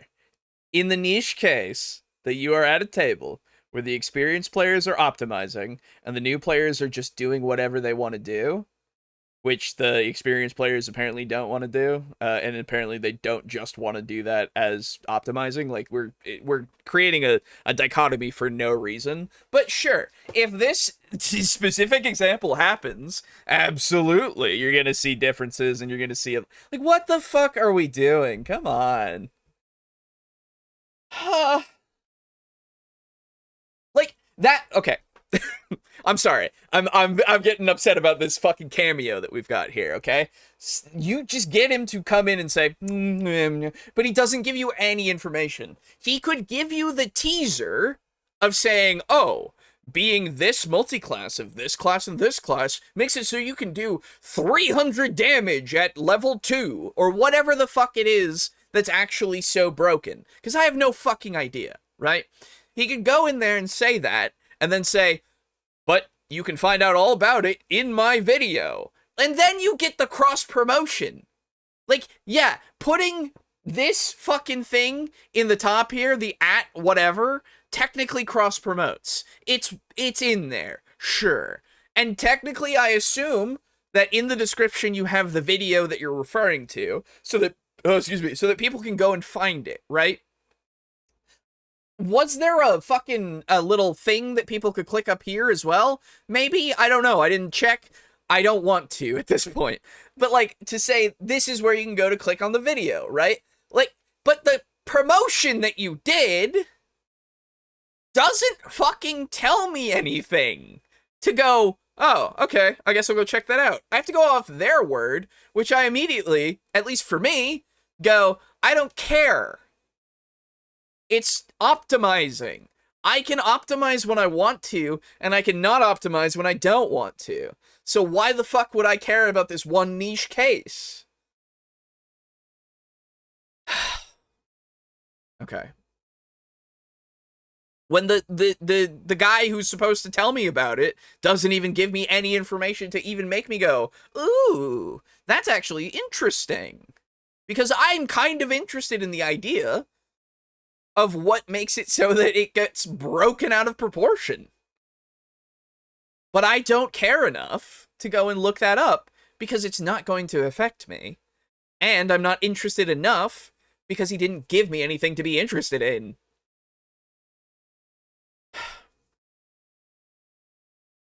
What are we doing? Yeah. This is actually the case at my home game, and this was actually... You can even keep the shitty jokes, okay? You can even keep the shitty jokes and do that, you know? I'm sorry, I just... What is making a video? I don't know. I've never made a video, ever, so... And I've never had anybody be in anything, so I don't... Maybe I'm just... Like, sure, that's not true. I've made videos, sure. But none of them have been anywhere near as professional or anything, or go into any topics or promote people in any way that's good. I make shit content, okay? I have made shit content. But even so, even with that being the case, what the fuck was this that I can go, What are you doing? You gave me nothing. There's nothing here. I don't even know. The jokes don't even work. Okay, I'm sorry. Let's go on. I gotta not think about this. Get him dead. Woo! Shut up. Actually, something that I thought was kind of funny. I'm not your dad. I like this hat. Okay, this shirt looks nice. When we started writing this episode is at first I was like, ooh, we're writing a pretty heavy take here. And then I was like, wait, I've been doing this for as long as I've been playing D&D at my table. Okay. Because at my table, I have two players who are veterans of D&D. They love reading the rule books and they understand every single thing that they read, and they know how to build really optimal characters. But I have three players who are pretty new to the game. They've glanced through the rule book and they've picked the things that they like, and they will continue picking the things they like, and they're not interested in getting into that gritty detail. When I brought up multiclassing, the three new players were like, I don't get it and I don't want to do it. Whereas the two veteran players were like, oh yeah. And then I ended up being like, you know what? Just to make sure that party balance stays within a good location, I'm going to say that nobody's allowed to multiclass, and everybody was on board with it. And So this is an example of the niche scenario being enacted, and it's good that he talked to them and said, this is how I think they should go, and they went okay, right? Because anytime you do anything like this, you want to talk to your players, make sure everybody's on the same page, and everybody's okay with it, all right? Now, at the end of the day, if I wanted to run a game, and some people wanted to multi-class and other people's didn't, and nobody went, okay, or nobody went, we don't want to do that at all. So, like, let's just, let's not do it. Like, if nobody said that, then I'd be like, all right, let's do the multi-class thing. If things get blown out of proportion, that's unfortunate. Maybe I have to do some stuff to compensate for the guys who don't multi-class. I don't know.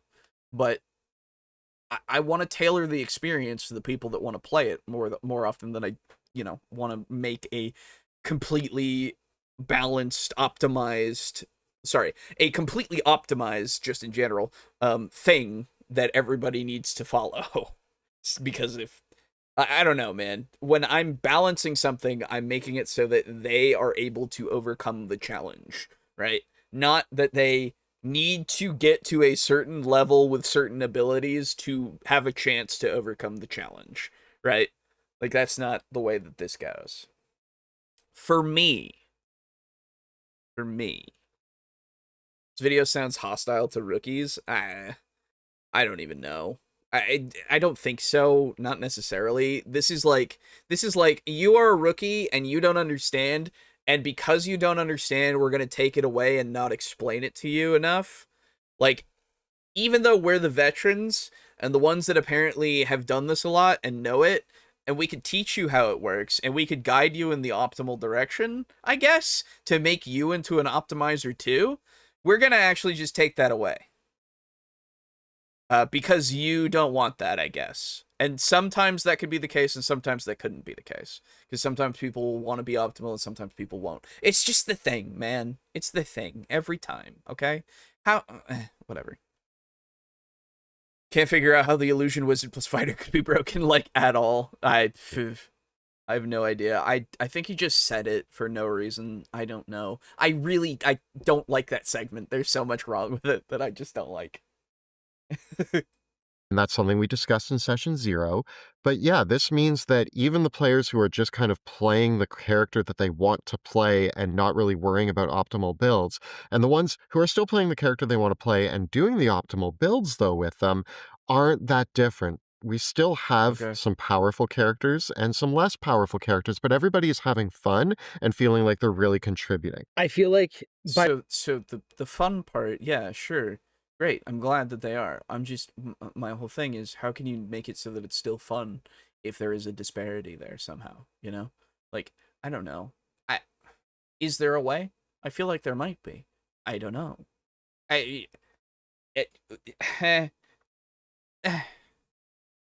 You're bad at it. Stop. But I'll never be good at it if I stop. Exactly. Like, It's not even that much like that. That's the thing. I don't even know what we're doing, right? Like, I don't know, man. The power gap exists without multiclassing. Ask rangers. Yup. Ask spellcasters versus melee characters. You know, like, whatever. It's fine. By banning multiclassing in this way, you achieve... Because, like, the way that you get past that kind of thing is by tailoring the experience so that it works, that everybody has to kind of do things together. And also, everybody has to, I don't know, exist and help each other in these scenarios and everything. Like, it's all tied together. All of it. So, come the fuck on. You just need to make a thing that caters to the players and their characters. That challenges them. You have to put in the work as a DM. And if you don't want to put in that work, that's fine. Just whatever. Just be glad it's not a mineshaft gap. Yeah, it's true. This kind of equalization amongst the... You lower...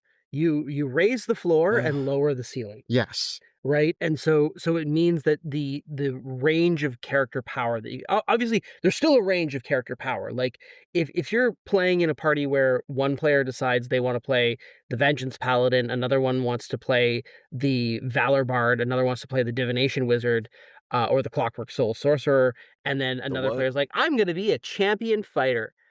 You're still gonna unfortunately see that, but it's less pronounced than when you've got...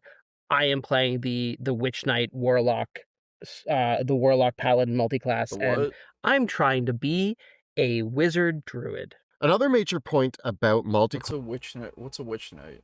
I don't know that. It's fine.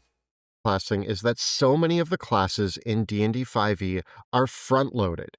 They get their best abilities between first and third level. If you're choosing a subclass, you're getting a ton of your best features right away at third level. And so this means that multiclassing has kind of lent itself over to what we call dipping, where you just pick 1 to 3 levels of a class to accentuate the class that you're playing. We see this a lot with things like, especially Fighter, I think is one of the biggest dips. I think it's the ultimate dip. Yeah, and it's like, oh, I'm playing X class. Name almost any of them. I'm going to take a few levels of Fighter so that I can get Action Surge and Second Win and whatever else you can grab. Weapon masteries of fighting style, weapon proficiencies. Or maybe you decide, oh, I'm playing a sorcerer or a paladin or a bard. I'm going to take 2 levels of warlock so I can get charisma-based attacks and eldritch blast and all that good stuff from those warlock levels. So you can get, as a bard, you can get a lot of different things. But okay.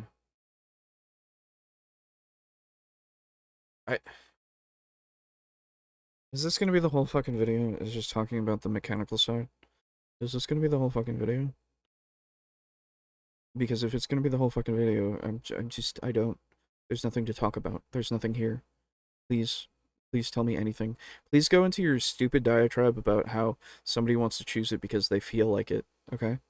Do that so that I can talk about that, because I don't see why that's a problem. Because you've kind of made it so that it's kind of a problem for you and your games, which is fine. If you want to have your games be for optimizers, that's fine. If your table is full of optimizers, that's fine. But you've admitted to me that that's not the case, at least for Kelly. So that's not what you're doing. You're obviously having to do some sort of compensation for those who are not optimizers. So what are we doing to compensate? And why should we ban the multiclassing and not just compensate for the fact that they are multiclassing wrong, quote unquote, I guess?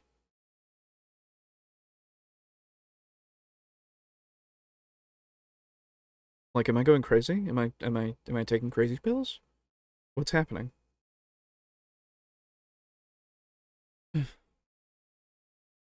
Also, aren't we working together? If my buddy way out damages me, I can at least out utility him. Yeah, but you didn't optimize enough, so you should I don't know.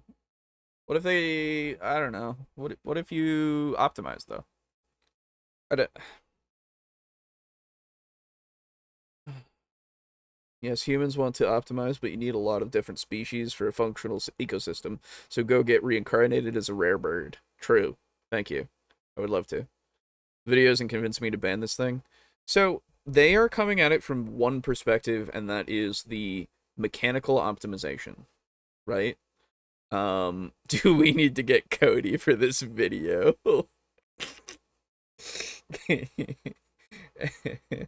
um, but no, like legitimately, I don't see why.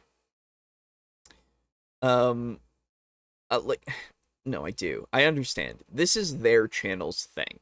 It is purely mechanical. That's the reasoning that we always see a lot of the time. And if they, like, I just don't, like, it is a way to play. I'm not saying they're playing it wrong. I'm not saying it is wrong to play this way. I'm saying that I don't understand how this is supposed to apply to a broad, like, audience. Maybe your audience is all optimization. Maybe. I don't know. But also, why ban it? Why not just make it so that you can just, I don't know, suggest things to people? Cody to the rescue. No. That would not happen. Like, am I insane? What about this has been So front loading happens when you get for your first 3 levels. Agreed. What's the problem? Levels. Or I'm just going to dip into sorcerer or dip into paladin as a sorcerer to get smites. There's so many different ways that like just grabbing the early levels. Cleric is another one where like just getting a few levels of cleric. You have said literally every single character class. It doesn't matter. Please go on to your point. Get you the domain features and armor proficiencies and things like that very, very, very easily. Even I've seen rogue dips are not unpopular to get cunning action. Or of course, there's also the problem of like the entire ranger class being like, you've got everything there is to see here after 6th level. And this is what happens with many classes, is that the class progression is very fast over level 1, 2, and 3, with the game doling out all these great features. Then you get your feat, then you get your extra attack, and then at level 6... If you're using feats are optional, but sure, go on. To get your last subclass feature, and then starting around level 7, it starts to slow down. Yep. So there's this kind of mechanical incentive of like, yeah, you could take levels 6, 7, you could take levels 7, 8, and 9 in your current class, or you could take levels 1, 2, and 3 of another class and get a massive power boost. Okay. Okay. So, okay. So while I agree that that is the case for your optimization for your mechanical purposes, in-game, is there a reason why your character is able to just multiclass immediately? Is that something that we have to worry about in the sense of maybe going, hey, maybe you have to work for this power a little bit? Like, actually, I don't know, have to spend time doing the things to maybe get that power? Like, doing it in-universe, quote-unquote, in-game. Making it so that if you want to be a paladin, you gotta start going through paladin training. I don't know. Like, that's a way that you could mitigate this a little bit. It would be a narrative reason that you could do this. Then you could also tie in some other stuff of like the story and everything if you want to, or have them get a little side story that you're going for because they're now a part of this order that's like, okay, we need you to do this. And they're like, oh, I don't know, guys. I don't think I can really get through this paladin training so good. Could you guys help me? And then they're like, oh, yeah, okay, I guess we'll help you when you go through the paladin training. Oh, yeah, let's do it. Let's all work together, everybody. That way it's a big ol' hoopla do, right? I don't know, man. That's just one thing that you could do, right? Otherwise, I guess just you have to limit it to a point of like, for the mechanical stuff of just being like, well, you can't get this now because you're not in a good area for it or something, or I don't know, man. If you want it to be that anybody can just do anything all the time, then sure, I guess. If you want it to have no narrative reason whatsoever, they just went one day, they like picked up a knife and went, guess I'm a rogue now. Sure, I guess so. Like, you can combine these things of like the mechanical and the narrative so that you can make it so that things make sense and are limited because of that, I feel. You don't have to ban it outright, right? But maybe that's maybe I'm not understanding what they're talking about. I will give you this. Maybe I just don't understand what's going on. I have had a little bit of the brain outage from my weeks of work these past few more than a month now. So maybe that is very possible. But I don't know. Couldn't you solve this dipping problem by just moving level rewards around? You don't want to do that, at least for the way that 5e works. It's the things are balanced for that. I mean, I know that it's not necessarily the most balanced, but you don't need to do that. Also, each of the multi-class things have like specific requirements for stats. So I think you like they were saying before, 13s in certain things. Like, you would have to build that way in your character creation or as you continue to level up, right? Which is fine if you want to do that, but it does kind of limit this thing a little bit just because they have to take those specific attributes and then also level them, right? So I don't know, man. Again, with the optimizer kind of argument thing, it's like, well, yeah, sure, you're gonna have these things happen because you're playing with optimizers. They're going to find the best way to do the most damage, to do the best things. Right? That's like the whole point of playing like that, I guess. So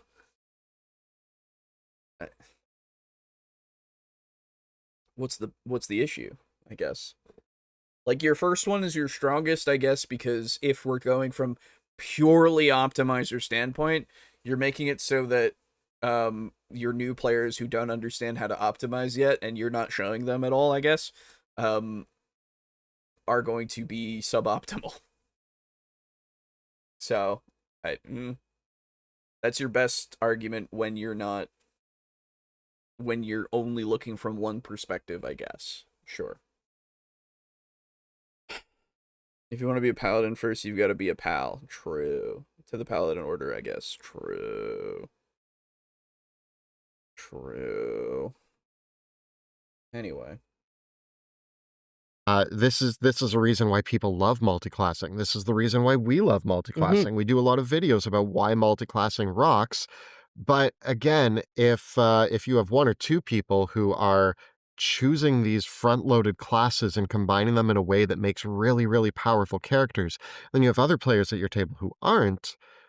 You've just created So you've gone back to point A. Okay.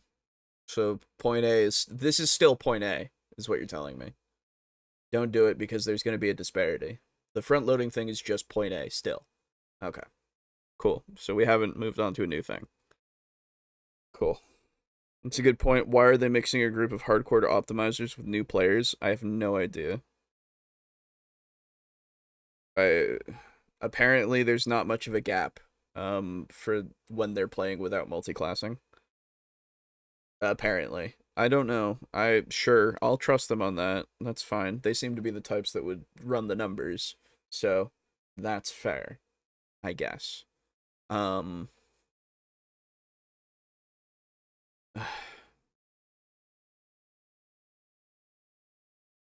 Okay. All right.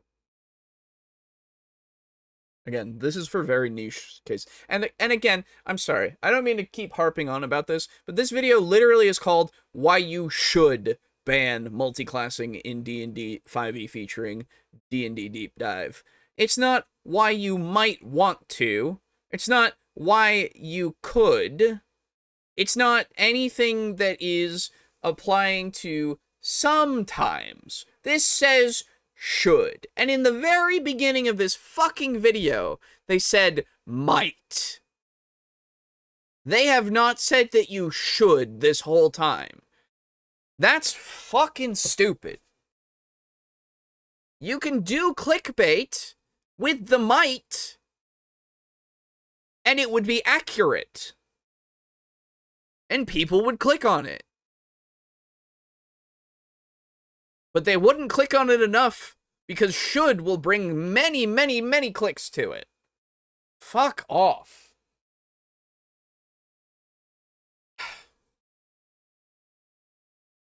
A huge imbalance. Yeah, and I think one of the things we've noticed this in a very pronounced way, because as you and I have started doing our own design, especially subclass. Yeah, they made videos about how multiclassing rocks, but it also should be banned. What? Because in this niche case, they are talking about how you might want to do it, but this one says should. That's my whole design and working on the apothecary class. A conversation that we're constantly having when we're doing our design work is, oh, we can't give this feature to a character at level 2 or level 3 because people will multiclass into this and just nab it and combine it with other things. What's really True. interesting about that is when we put an amazing class at 3rd level, which we love to do, people are like, what about multiclassing? But then if we put the cool features at level 6, 8, 10, or whatever, people are like, I have to wait that long to get my cool feature. It's a real wicked design challenge, and the more I've spent working with the paradigm of 5th edition, whether 2014 or 2024, it's one of the things that frustrates me the most as I'm starting to design classes and subclasses and features for it. So much so that one of the things that I've been tinkering with has been actually making new classes for 5th edition that are explicitly, you can't multi-class these classes. Oh! Interesting. Sure. Like,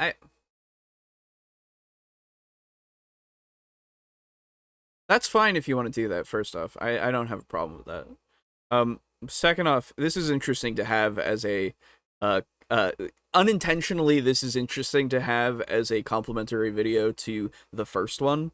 Like, I feel like it's interesting to talk about these rules and how they are utilized in such a way that can break the game. If you are prone to doing such a thing and breaking a campaign and such, by optimizing it. And in the previous one, it was like, well, no, you just don't want to have the players who are going to do that. And yet we're here lamenting that actually the way that these things are designed is actually kind of like a problem, because if you don't do the thing like this, it doesn't fit the format, and it actually makes it so people don't like it. And actually, if it gets even farther into the character, it makes it so people don't like that either. So it's not great for the design aspect.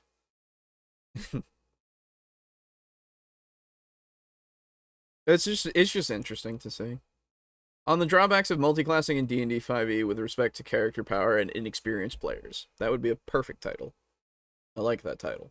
I would click on that title if I cared about D&D videos and I wasn't doing the show.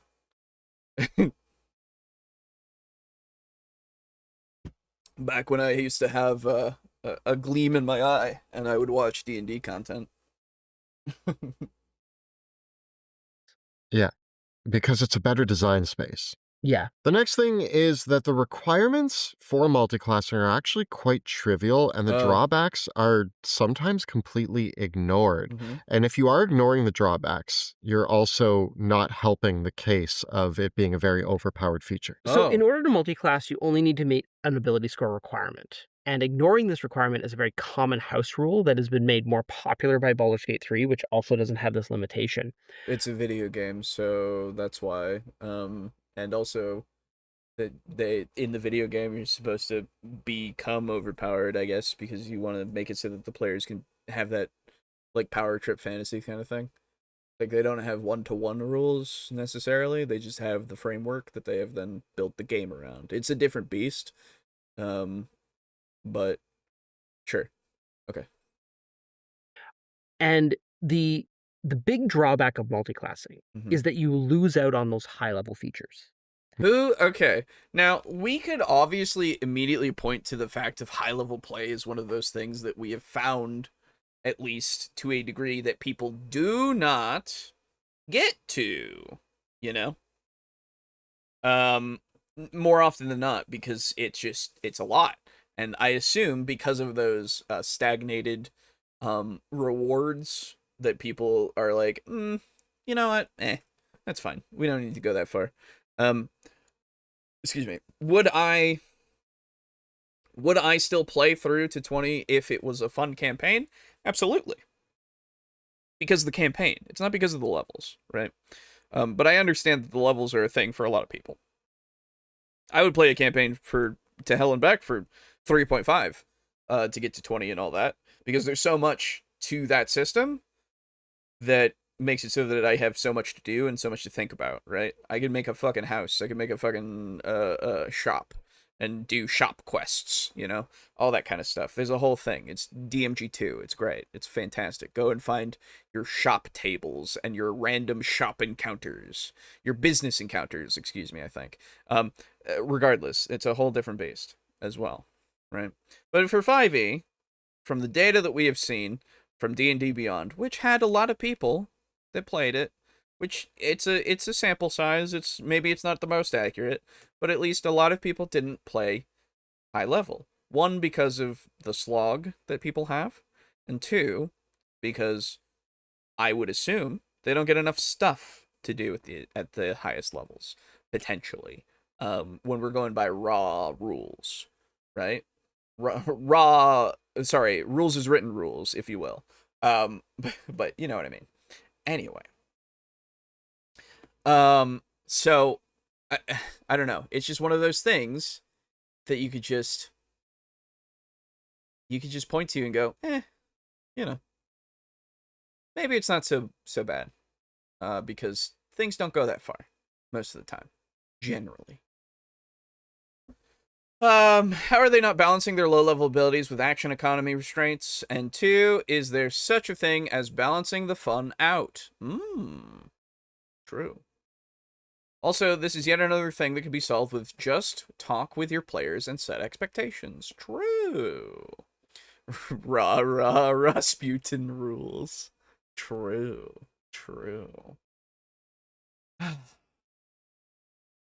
Yeah. But when most campaigns end by the mid-levels, Mhm.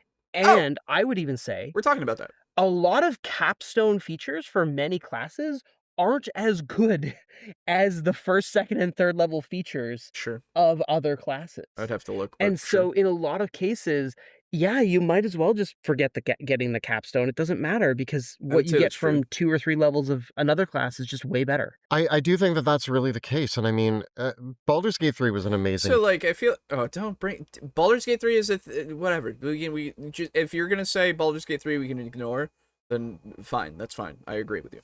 But if we're talking about, like... with... Okay.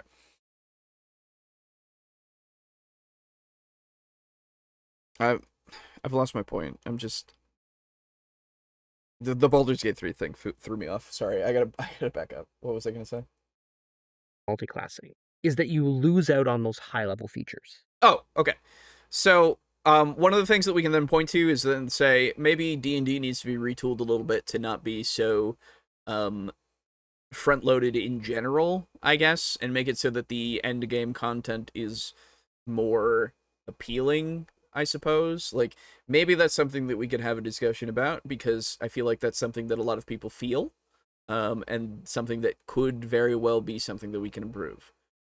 Because it does feel that way, at least to me, when I look at all the stuff, and I go, I'd rather just play the game for the characters and their interactions. I'm not here for the levels and stuff, right? Which is why, as I've said many a time, I just... What did I do? Multiclassing! Oh my god, thank you. I saw that, and now I need to fix that. Thank you. Multiclassing! It is fixed. Thank you. So, what was I saying? You've got me off my train of thought again. Fuck, I need to get more sleep. What was I saying? No, jeez. This wow. No, it's gone again. Jesus Christ. Only need to meet an ability score requirement, and ignoring this requirement is that are explicitly you can't multi-class these classes. Oh my god, how did this get so far back? What the fuck? Multiclassing is that you lose out on those high-level features. Yeah. Oh, jeez. Okay. Yeah. But when most campaigns end by the mid-levels, yeah, and I would even say a lot of capstone features for many classes aren't as good as the first, second, and third level features of other classes. And so in a lot of cases, yeah, you might as well just forget getting the capstone. It doesn't matter because what you get from 2 or 3 levels of another class is just way better. I do think that that's right. Okay, so I was talking about how we might want to just not moving levels around. No, it's just we need to redo how things feel from the gameplay perspective, so we might have to change things mechanically, right? So that in the later levels we are doing things like when I am playing, this is what I was trying to say. Okay, I'm here. When I'm playing games, I find myself more wanting to be in the skill systems because the skill systems make me focus on the characters a lot more than the levels in class systems. Class systems can also do this, don't get me wrong, but I find it more often than not that the skills and the interactions that I do with that and the role play that I do in the skill systems far exceeds usually because of the fact that in those systems you can usually just do things without having to worry about getting to a certain level. Yeah, you need to do things better by getting levels into those skills, but you can basically do most of the stuff that you want to do right out of the gate, and it makes sense enough. And with the levels, you have to wait for these specific things, and you have to kind of narrate the reasons more so to earn those specific things. You still have to do that with the skill systems, but with those ones, at least you can.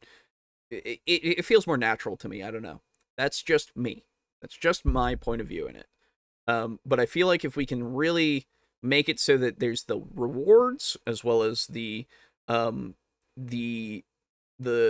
more narrative stuff that's just kind of in play for these skill system or for these level systems, excuse me, the actual class systems, that's the word, then we'll make it so that everybody kind of feels like everything feels fine. So like less health to these things, less like Pathfinder has like shit tons of damage and shit, but throughout the whole of Pathfinder 2, you get all of these feats and everything, and you can take your multi-classes because of the trees that you can get to, and you really build along that kind of stuff to get to a character that you just continue to want to improve in that way, as well as have all of these decisions and stuff. The more that I think about it, obviously I'm a little biased in this regard, but the more that I think about it, the more that I find Pathfinder 2e is the ideal class system. At least from what I remember of it, it has been a good long while. There might be some problems there too, but at least from what I remember and the design and stuff, right? Pathfinder 2e is the way to go, and D&D aped some of it for 2024, but it didn't. It's not Pathfinder 2. It can't be, right? It has to still maintain its roots, which I think is fine if it wants to be the way that it is, but it needs to figure out a way to make it so that it works better. It just does. This argument is destroyed by Pathfinder 2. Yeah, exactly. Which is why it's not ever brought up for D&D stuff, because D&D is archaic in a few things, I feel, right? So, but that's why literally they pulled stuff from it. But and from the old systems and stuff that they used to have. And Pathfinder did that too. Pathfinder started as an offshoot of 3.5 or 3, and became its own, like, it's very similar, almost the same in a lot of cases, but then it became its own thing, and it's really excelled. So, meh. Vampire is better too, right? I think it's better, but it's not the same experience, for sure. That's really the case. And I mean, Baldur's Gate 3 was an amazing game, Mm-hmm.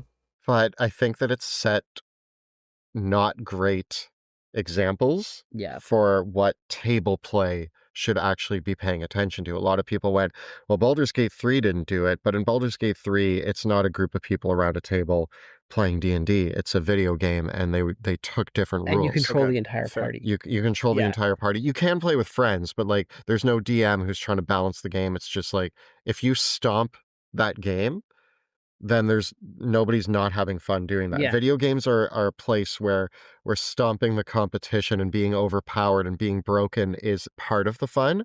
Whereas at the It can be. It depends on the game.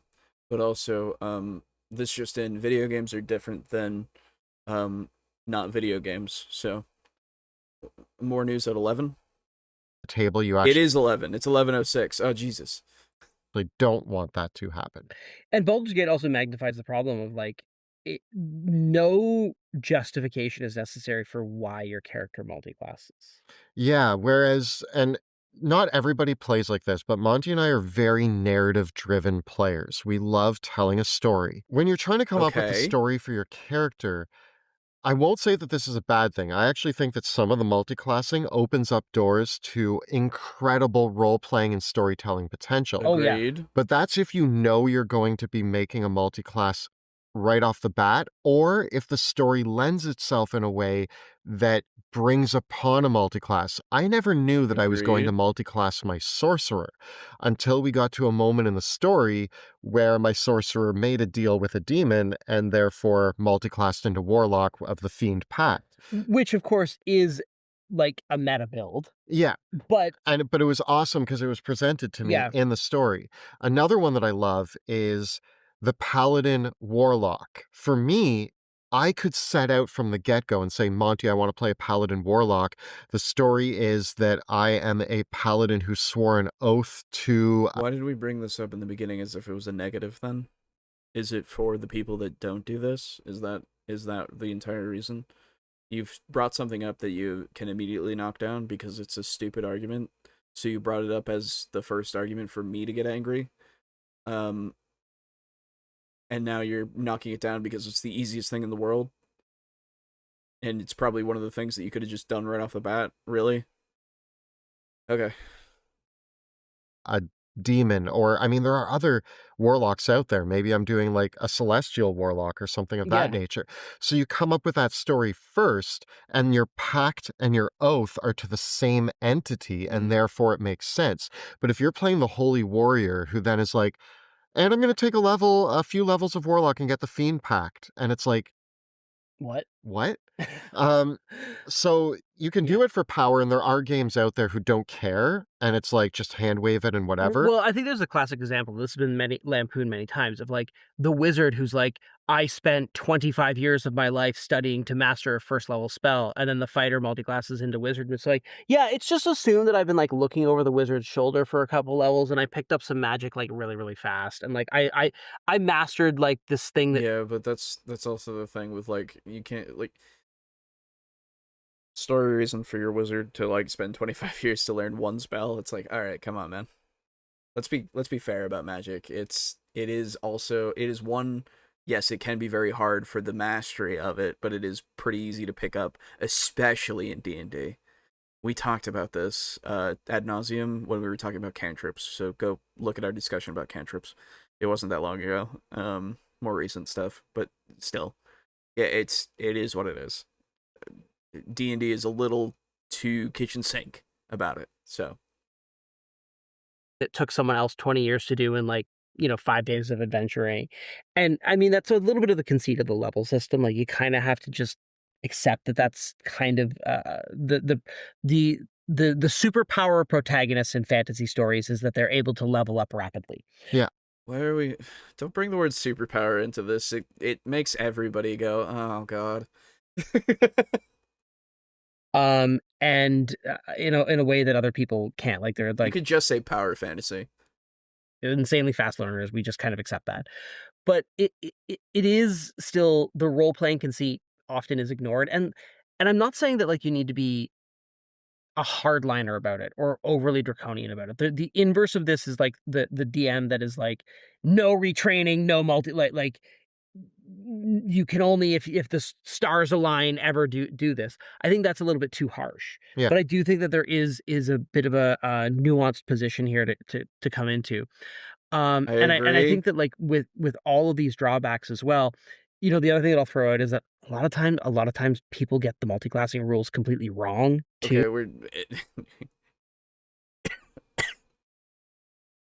we're just okay. These specific points are they're all part of the same one, really. That last one though was finally something that I'm like, yes, true. Okay.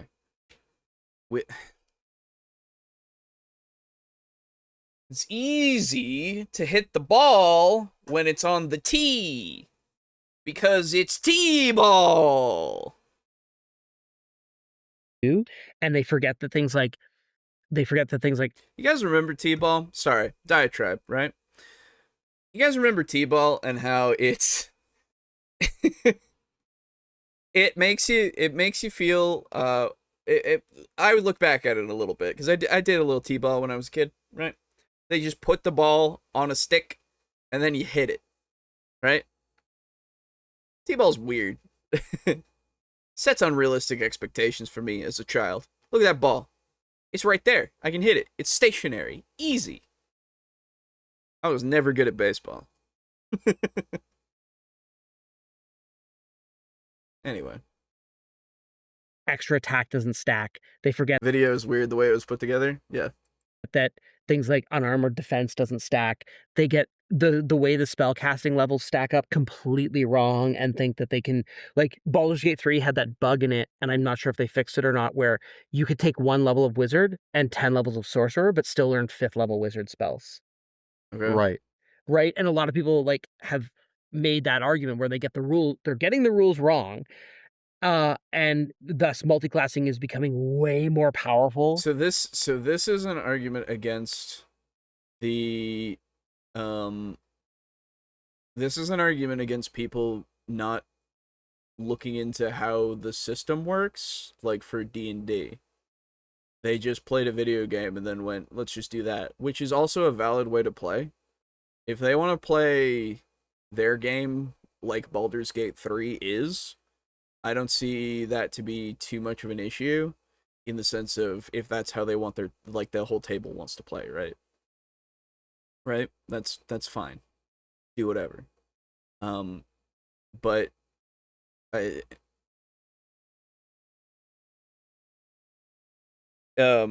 if we're talking about how multiclassing is right now, in regular D&D, in raw D&D, yeah, that's just the case if you told them, hey, I wanna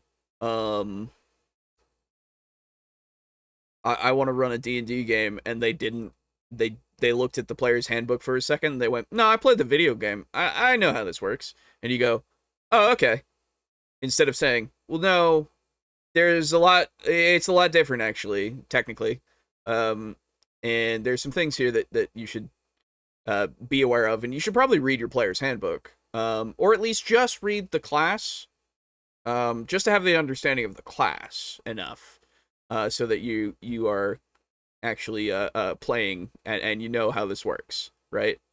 So just like, I don't know, be like a DM and like talk to your players and set realistic expectations and make sure that they know what the game is like. And if you are an optimizer, maybe teach your new players how to optimize if that's what you want them to do. I don't know. It just feels like most of this is failed communication in a lot of ways. That's the counter. Just communicate better, I guess. I don't know. T-ball was better than baseball because the bat is made of metal, which is superior material to wood. Wood bats break a lot, but I think I like baseball more. Fair enough.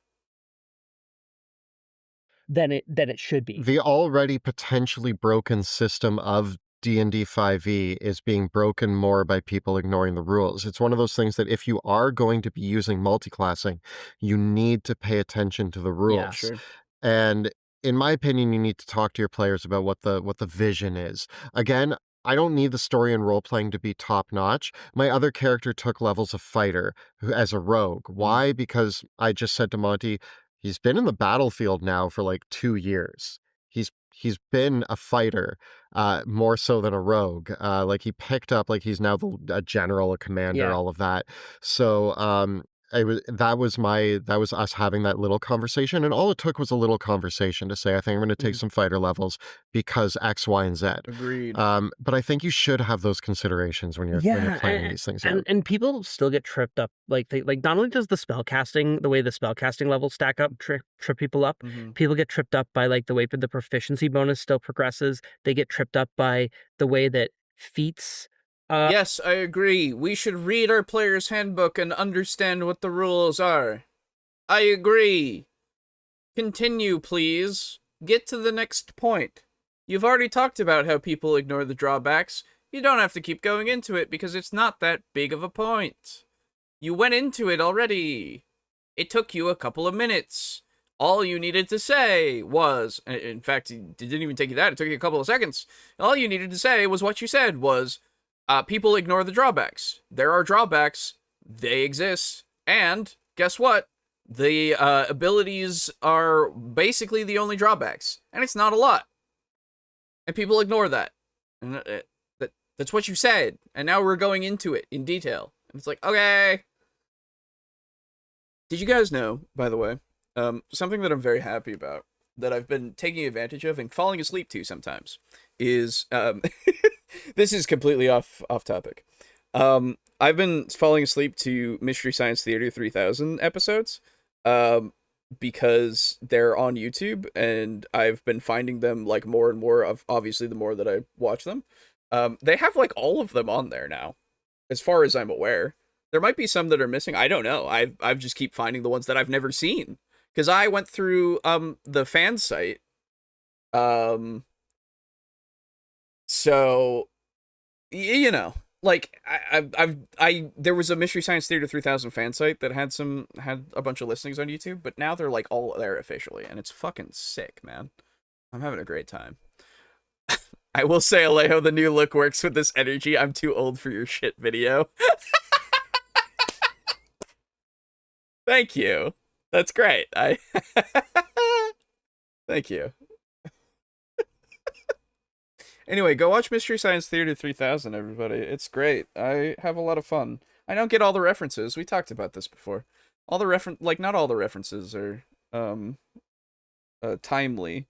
And if I have to look up who somebody is to understand a joke, I just don't, and I just don't understand the joke, which is fine.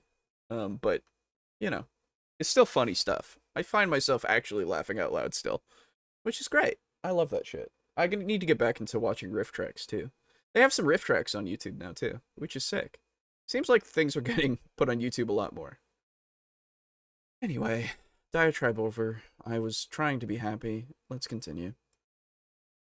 Progress and the way that feats and ability score increases are based into your classes, they get tripped up by extra attack. Like some people house rule that like classes that both get extra attack stack for determining when you get extra attack. Yeah, and they don't. There's so many like weird broken things where the restrictions matter, they don't matter. The drawbacks matter, they don't matter. People house rule this, people house rule that. And it people can play how they want, but also, yes, I agree. If you want to play the game the way that it is intended to be played, read your player's handbook and read the rules and understand how they work and enforce them. Ends up with multiclassing being this like way better than it should be in some cases and way worse than it should be. And it comes right back to that noob trap problem. Yeah. Of people not getting the rules It's right. all the same point. Everything is just point one. And here's actually an Which important is little fine. history note, and I will say that we are pretty sure that we're right on this. This is what we have heard. Oh, good. If we're wrong, apologies, but it is my understanding that the multiclassing rules in 5e were actually created after everything else in the book. Yeah. So they Okay. created all the classes, all the subclasses, and then afterwards they were like, oh, let's figure out multiclassing. And I do feel like 5e actually, you can tell that that's the case, unfortunately. I don't know. Maybe, sure. I'll believe it. The thing is, to me, that sounds like it's weird. I don't know about that, but it might be the case. If it is the case, they had 4, technically 5 other editions to look back on, to see how they did multiclassing before, and that was a thing that they introduced at one point, to then see how it works and all of this kind of shit, right? But you know, if they didn't do that, that's fine. It's not like they needed to. I mean, they obviously looked at it a little bit. They didn't look at everything, which is fine. You're just designing the newest version to keep a bunch of stuff in. But you know, hey, I miss prestige classes. Anyway, And moving on to the next point, though, the thing is that, like, so many other systems know that this is a problem Oh. and have handled it in what I consider better ways. ooh, Yeah, I think this is the interesting where the history intersects with a bunch of things, because the multi-classing system that we have in D&D 5e is fundamentally lifting elements of the 3rd edition multi-classing we love it. system, Yes. where what you got to do was mix and match levels. Yup. Like you could take X levels in this class and X levels in this class. Yup. Whereas other systems have done different implementations of that, where in 4th edition, you couldn't do that. In 4th edition, instead, if you wanted to multi-class, you had to take a series of feats that would allow your character to access a limited number of powers and abilities of the class that you were multi-classing into. That seems way better. Why are we not doing that? Hey, 4E, you're pretty cool. That actually sounds really neat. I like that. It's almost like what they did with Pathfinder 2E. Whoa! As far as I'm aware, I don't think you can get everything, but you can get a limited number, right? When you go into your trees. Whoa! Huh! Crazy! It's almost like that was like a good idea. 4E. Was a category of feats. And this is something that Pathfinder 2nd edition Hey! also did. Yeah, and for me, I run a lot of Monster of the Week, and in Monster of the Week, you can't multi-class, but what you can Yeah! do is when you level up at a certain point, you can choose to take an ability from another class. Yeah, that's true. Oh my god, I haven't even thought about Monster of the Week for a little bit. But yeah, Monster of the Week does the same thing. It gives you very limited selections of different abilities from other sheets. What are they? I don't remember what they're called in that, but they do have their own specific sheet. It's very cool actually. I like how they do that. Whoa! It's almost like we can look at other examples and see how D&D isn't doing it so good, and yet they did it pretty good before sometimes. And then we go, hey, maybe we should improve what our current one has seemed to completely forgotten. Again, this is an unintentional complimentary video to the first one. I love it. We're doing great. I'm ready for bed. And just tack it onto your class, which I think is a cool option there. And I mean, Monster of the Week is also much lower in its ceiling Yeah. for power. Sure. Doesn't You're matter. not, they're basically saying you can take any power in the game and it's not going to break anything. And that's true. And a lot of the rules light systems have a method for doing this, but their floor and ceiling are so limited that it's just like, Yeah, I was gonna say the rules light systems don't exactly they don't stack up the same in terms of mechanics and stuff, so they shouldn't necessarily be the smoking gun. The Pathfinder 2e thing and the 4th edition thing are absolutely your smoking guns. They did it before. Why they do not do it again is very interesting. is what it is. Well, they don't have the front-loaded class design, right? And that's part of the thing that I think that, 4th edition and Pathfinder 2nd edition both are very aware of this, is that they want characters to have these unique and iconic features Agreed. that are class defining right away. But they recognize that if you can just poach that and pick and choose those things, you can build this character that has all the defining features that are all the most powerful things, right? And I think that one of the interesting things that 5th edition did as part of the things that it excised out of 3rd edition that was actually I really don't know if that was an actual cut or not, and now I'm paranoid, so give me a second. features that are class defining right away. But they recognize that if you can just poach that and pick and choose those things, you can build this character that has all the defining features that are all the most powerful things, right? And I think that one of the interesting things that 5th edition did as part of the things Okay, that that's an actual cut. That's an actual cut. We're okay.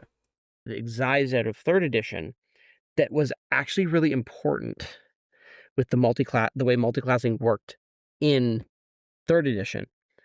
3rd edition had two things in the mix of multiclassing. It had prestige classes, which are not in, which kind of became the subclasses of 5th edition. Yeah. And it had a rule for multiclassing that was tied to XP, where if you were multiclassing and you were trying to dip, you would have an XP penalty. Yep. So if your that's true. multiclass levels weren't kept within a certain number of levels of one another, you would suffer an XP penalty and thus progress more slowly. Now let's Now I will be frank with you.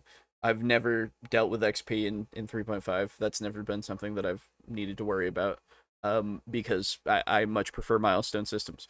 But still, you had so many things with the as he's talking about the prestige class had so many different requirements of skills that you had to have, as well as a certain level in certain classes, in order to get to that prestige class, which technically is just an addition to your main class, right? And excuse me. And you could still progress in your main class, but then you also were able to get levels into your prestige class. Thank you. I will be frank. My memes are getting lazier. Oh wait, hold on.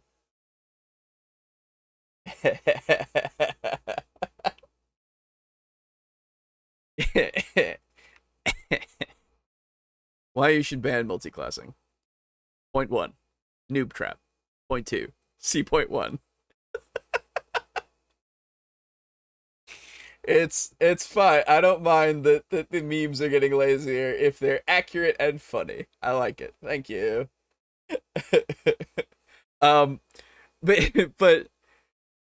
so yeah, so you had these prestige classes that had their requirements and everything, and then you also had the multi-classes which did have attribute requirements that were more strict in the sense of not all being 13 as far as I am aware. I could be wrong in that, so please correct me if I am wrong in that. But I'm pretty sure some of them were like 15, some of them were lower than that. You know, like it was a little bit more of a gamut of what you needed to have, though I could be wrong. But regardless, you were able to get that kind of stuff and able to be more powerful and all of that because of that. And the game kind of knew that a lot of the time, and you had multi-classes of 40 and 40 and 20, you know, like there was a lot of stuff. There was exalted levels. 3.5 is full of options, right? For stuff to do.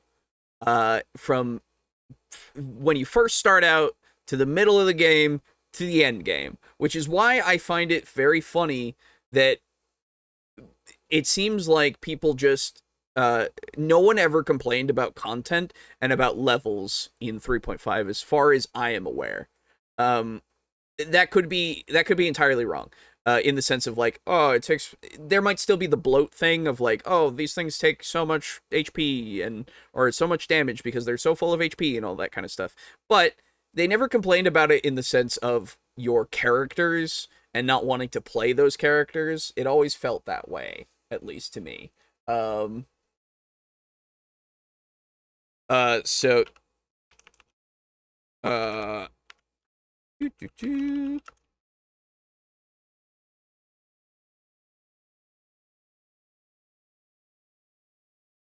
Sorry, I got a message.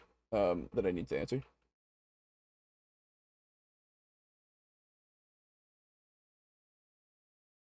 Okay. Anyway, so 3.5 had a lot of good stuff to it. Uh,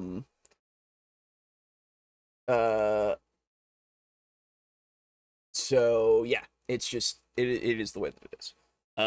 And again, fifth edition.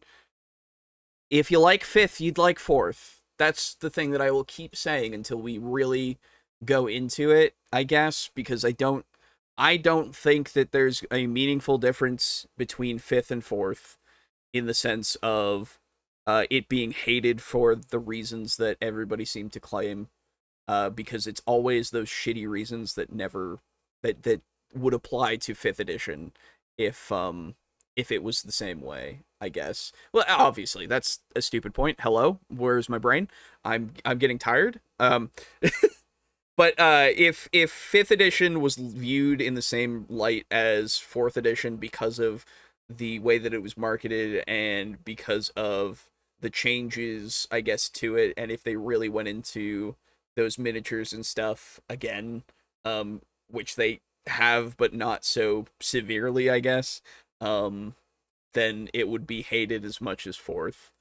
But that's the only reason why fourth is hated in any sensible way, and it's not even that sensible, right? Anyway, fourth edition's cool. I know that makes people mad, but it is, so stop. Let's talk about be careful what you wish for scenarios here. I mean, the general consensus, as is my understanding, is that when that was out, when third edition was popular, and people were like, "Oh, Fourth also had the best races. Fourth has I don't actually know the races in fourth, but I know that third had 67 million races that were sick. So I can assume that fourth had really good race options. multi-class, but I get an XP penalty, and so I'm now like a level or two behind the rest of the players." People vocally hated that. Yes, and the thing with that was that the prestige classes ignored that rule. Yeah. So that's why everyone multi-classed using prestige classes. Yeah, but here's Which the was thing even worse. now we're here and Yeah. looking at multi-classing in 5th edition. You So they had their own rules that they had requirements that you had to go to, right? Like that's what you had to do.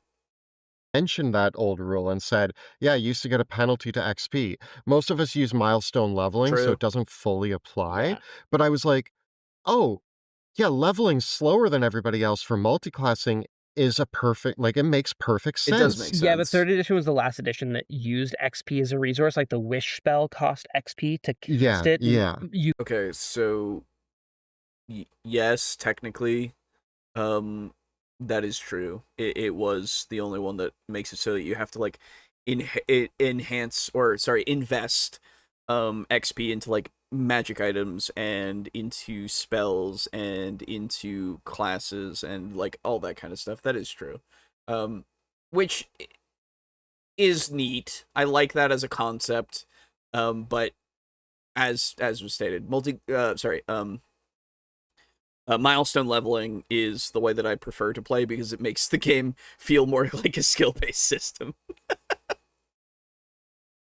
You spent XP when you crafted magic items. Hey, there you go. And there's also level drain in third edition as well. And so a lot of people just didn't like that. They didn't like the idea of characters like progressing unevenly or losing levels or spending XP. I agree it's a little messy, but in my head it was like, oh, that's a possible solution, but it doesn't really work in 5th edition. No. And I understand why they got rid of it, but it's like it actually makes sense that we need something to pull the level drain can stay dead. Yes, nobody needs level drain anymore. That is fine. We don't need that. Also, can we just talk about the fact that we are now at like 24 minutes into this? I never told you guys, this video is 34 minutes and 39 seconds long.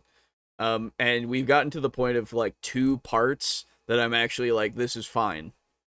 Finally. Like, I like when we're going into this stuff, but the rest of the fucking video, I'm like, Jesus Christ, come on. reigns on multi-class characters who are super powerful. Well, and I think the intent was supposed to be the ability score requirements. Yeah, Right? That was supposed to be one of the stopgaps, but the issue is that what the result of that was that the classes that synergize around the same ability scores got really, really strong, and, like, that's why you don't see, paladin monk builds very often. yeah. And I mean, on top of that, classes like the fighter, one of the best classes to dip into in 5th edition, Mm. the prerequisite is a 13 in either dexterity or strength. And Either. either. Yeah, And that's the kinda key. And I crazy. think that's the key. I think if fighter had just been strength, people wouldn't be able to dip into it nearly as easily. But the fact is Yeah. that, like, anybody, even spellcasters, often want at least a 13 in dexterity We are going into the same kind of point. to dodge fireballs and Yeah. have a little bit of armor and whatnot.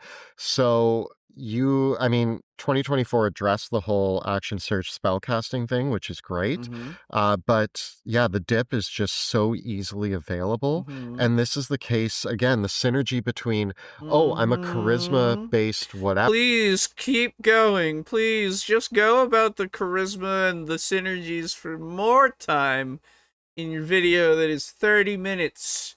Please keep going over the same point. It's funny because I'm the one saying that, and I do this show where we go over the same point over and over, but it's usually in response to a video that is going over the same point over and over. Ever, I can just grab paladin or warlock or sorcerer. All of the charisma, Like, repetition is good to drive a point home. Don't get me wrong. It's not that the repetition is a problem. It's just that I'm done with this video. That is the problem. I no longer want to watch this without there being anything substantive. And the substance seems to be fading away again. We were at substance, and I was liking that substance that I could talk about, and that we could like go on about how it used to be, and really we could kind of dive into why they changed it to the way that it is, because they wanted it to be more simple and they wanted it to work better for this streamlined system. And having everything be a 13 is something that anybody can pretty easily get to. And maybe there wasn't a lot of thought put into it because it seems like there's a rumor that it was put in after the fact, right? So it was really kind of slapped on. And if that's the case, then ooh, that doesn't feel good for a design standpoint for a system. So it's something that could be improved. Whoa, I'm a bad person, apparently, bad player. So because I suggested that we could improve the game in some way. But whatever. Now we're going into synergies again. based classes gel really well together. And there's this weird thing that happens in 5th edition where charisma is the master ability score. I would give that to dexterity, and I would say Yes. that all the dexterity classes that's why rogue ranger is so good. Fair. Right. Dexterity for combat and charisma for the Spellcasting, spellcasting. Those two things just combine in a way that like breaks multiclassing, in my opinion. So these Sure. are the strongest arguments that we have in favor of banning multiclassing. Okay. But we wanted to ask one of multiclassing's biggest champions if he had any. Oh God, he has a new. They're abusing their substance. Yes. He actually does have another cameo. Oh no. Oh no, everybody! You didn't want it. You didn't need it. You didn't ask for this. But here it is. You know the video that I'm referring to. But there you are. Thoughts on why multiclassing should be banned? All right, a chance to defend myself. Wait a sec. Colby gives a point or two in support of banning multiclassing? Son of a... Just kidding. Seriously, you guys make some great points. And aside from making it a little easier for especially a newbie to not have to worry about all the thousands of options they might have to consider if multiclassing is on the table, and the potential greater ease of character concept and story, I think Am I crazy, or is he out of focus slightly and my eyes are having a tough time, like, with that? Is he, like, hold on. Somebody tell me if I'm going insane. gives a point or two in support of banning multiclassing? Son of a... Just kidding. Seriously, you guys make some great points. And aside from making it a little easier for especially a newbie is he to out of not have to focus? worry about all the thousands of options they might have to Where's my consider glasses? if Might be my multiclassing glasses. is on the table, and the potential greater ease of character concept and story, I think I'd add that allowing for multiclassing can God. potentially create problems at your table if one or more players are taking advantage of it and one or more aren't, right? If you have players who really love to min-max and optimize their... This is your point again! This isn't even the same guy! This is your point again! You're going over the point again!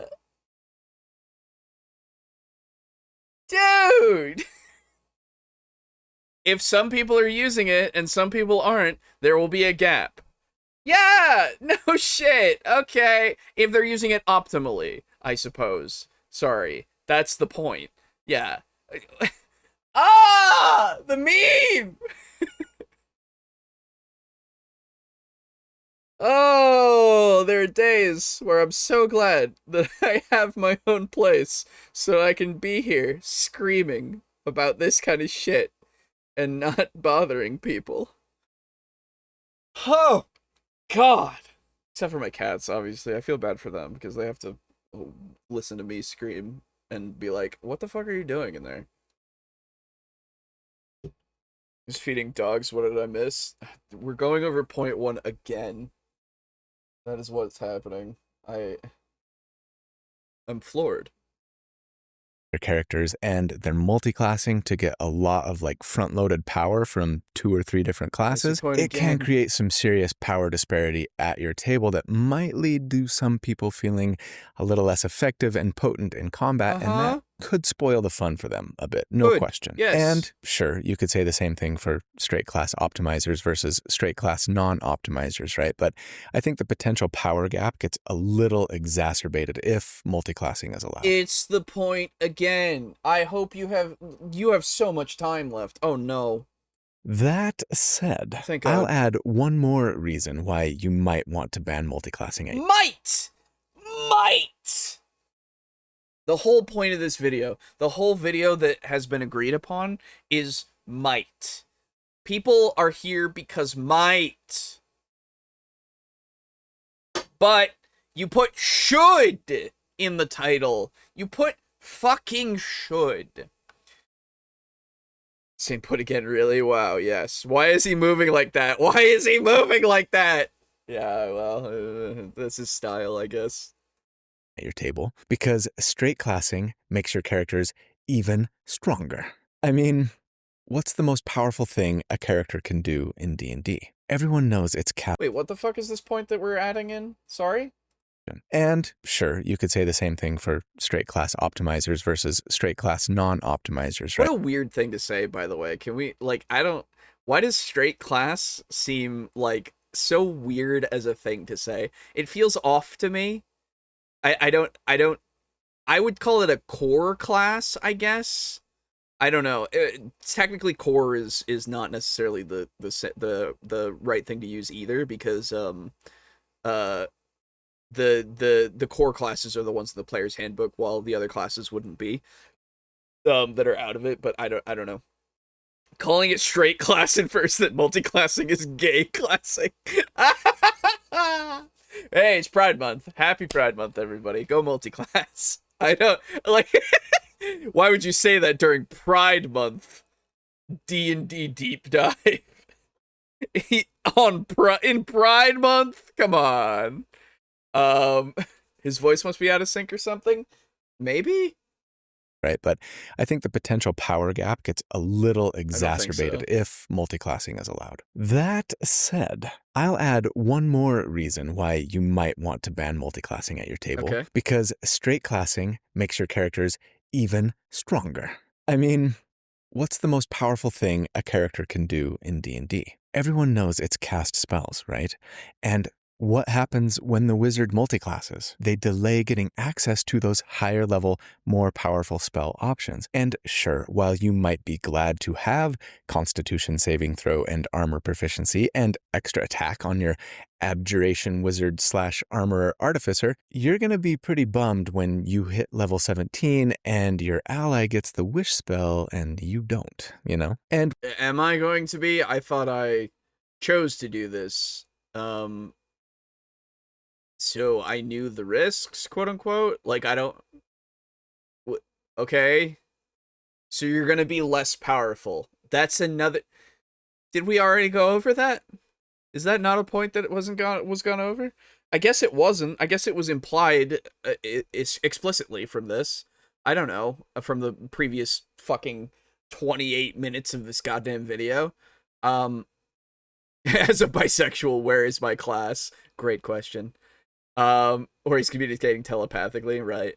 No, that's Suman just then. No, yeah, while, sure, sometimes, especially for martial characters, damage You scaling guys really hate this guy. What's wrong? might drop off a bit as you get higher level if you just stick straight class. A lot of times, multiclassing is going to cost you in I really don't like the term straight class. I don't like it. I don't know why. It feels wrong. utility and survivability options that you might really need as the monsters you start fighting become tougher and meaner. Let the increasingly amazing magic weapons you find do the heavy lifting of scaling your damage. Be grateful to pick up better survivability and utility by staying straight class, because a dead barbarian does 0 damage, right? What the fuck are we doing? Man, would it suck to miss out on that level 20 barbarian capstone, or fighter capstone, or monk capstone. So, especially in campaigns that go to Yeah, but they already talked about how the capstones for some of these things aren't great. So, like, maybe talk about that a little bit and concede at least a little bit in some of those aspects, right? Like, sure, for the spellcasters, it might not be as ideal for the high level spells, but for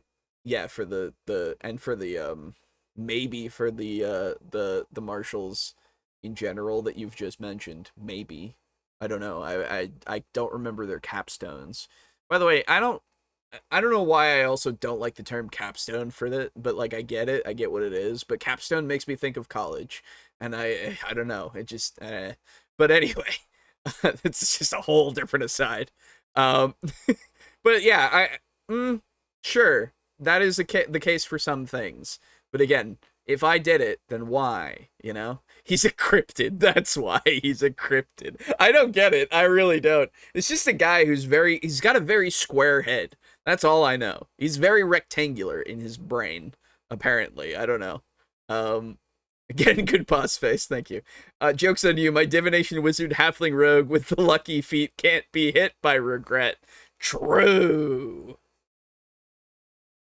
high level, depending on the character, depending on the build, you might actually enjoy more relative power by not multiclassing. So sure, DM, force your characters to learn patience and reap the benefits of delayed gratification. Force your players to not multiclass. Sure.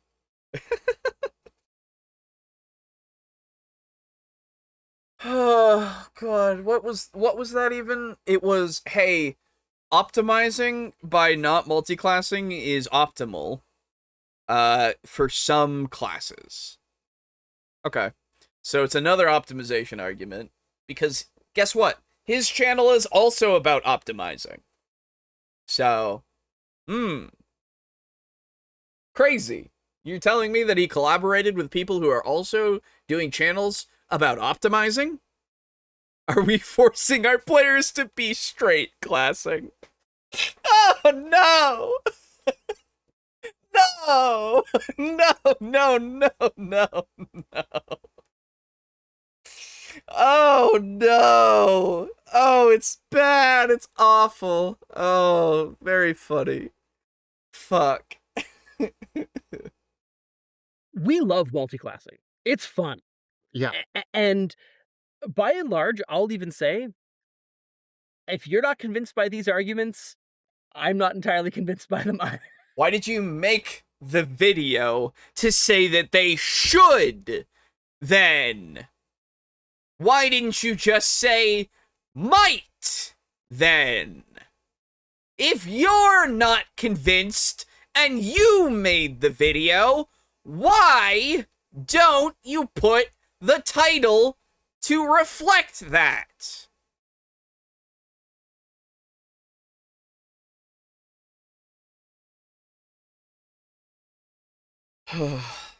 Love wins classing, that's right.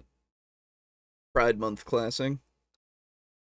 During Pride Month, we're forcing people to be straight classing during Pride Month? Come on. God. Okay. No, and like I don't know if these reasons definitely give me pause, but the fact is that I think the crux of this, and I think I'm actually a great example for what this video is actually trying to say. Oh, cool. I love multiclassing. I will happily multiclass my characters. I will play at a table that multiclasses. I think that most tables should include multiclassing. Oh, At my own personal home game, I saw the possibility of a power differential that was going to become present in the player base that I had chosen to play at my table. And because I knew the people at the table, in session 0, we laid out, let's not include multiclassing to, again, as Monty elegantly put it, raise the floor and lower the ceiling of the power curve at the table. And that allowed all the players to feel like they were contributing. So this isn't a video to say, don't do multiclassing. We do. But it says what you should. I don't understand. Should. Definition. Do I just not know English anymore? Should. The word used to indicate obligation. Hold on. Used to indicate obligation, duty, or correctness, typically when criticizing someone's actions. Am I going insane?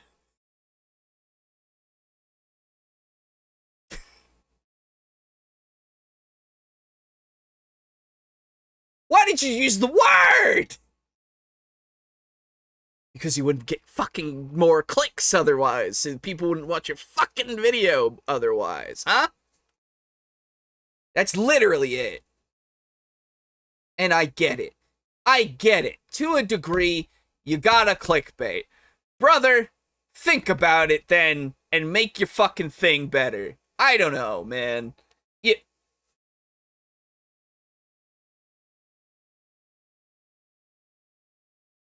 To be fair, this video has been duty. Yeah. Did they forget what their title is? No. No, that's deliberate. It's there so that people click on it. It's there so that I click on it for the show so that I can get mad about it, because in it they admit, 1, these arguments aren't very good or convincing, and 2, we're not saying don't do it. You're right. You're saying that they should ban it. That's what they're saying. I had to meme. Oh no.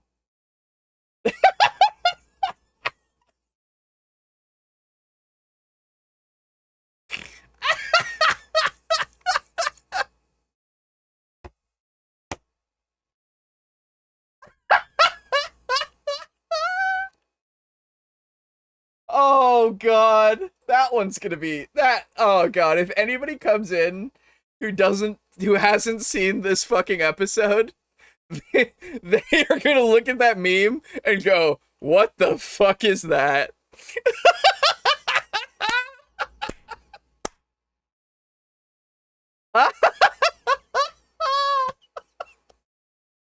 Oh, it's so bad. Oh no, I love this fucking community. Oh god. Alright. Okay. Pride means not being afraid or shamed for not being straight classed. Oh, it's so good. Oh, so funny. Oh.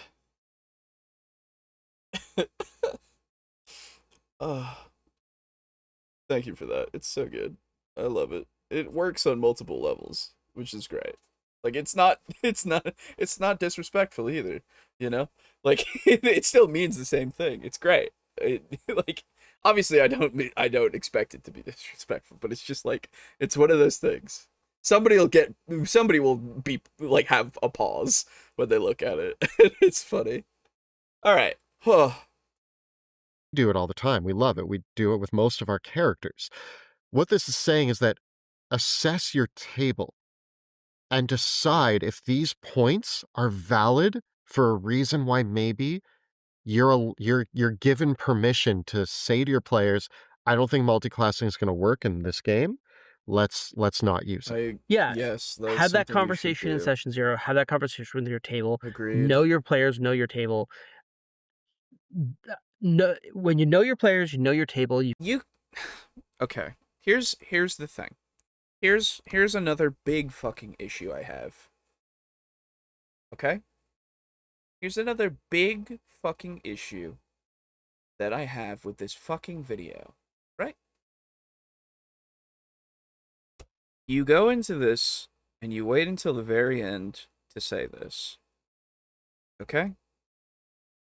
And I get that you have your clickbait, your shitty fucking clickbait, okay? I get that. But in the beginning, you know what would have helped me a little bit here? Would have helped me have some goodwill towards your stupid fucking video, is for you to have put this in the beginning. To say, this is not necessarily something that is for every table. You should know your tables, know how they operate, and all of that kind of stuff, because front-loading that information makes it so that people like me, who are a fucking asshole, who come and watch your fucking video saying that we should ban this shit, aren't gonna say, oh, why didn't you say this at the beginning?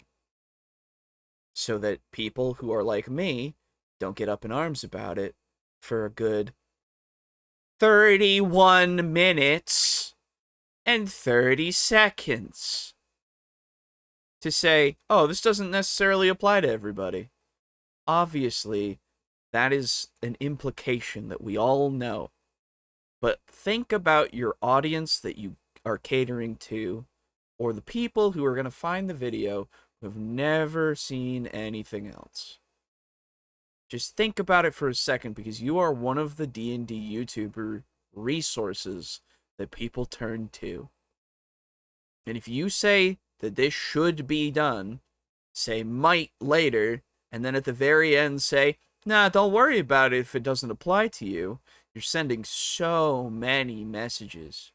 So many mixed messages to conflict with each other.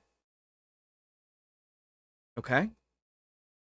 So get your fucking shit together and make a better video. Especially when you even go and say, oh, I don't even think this video is convincing. Okay? Then why'd you make it?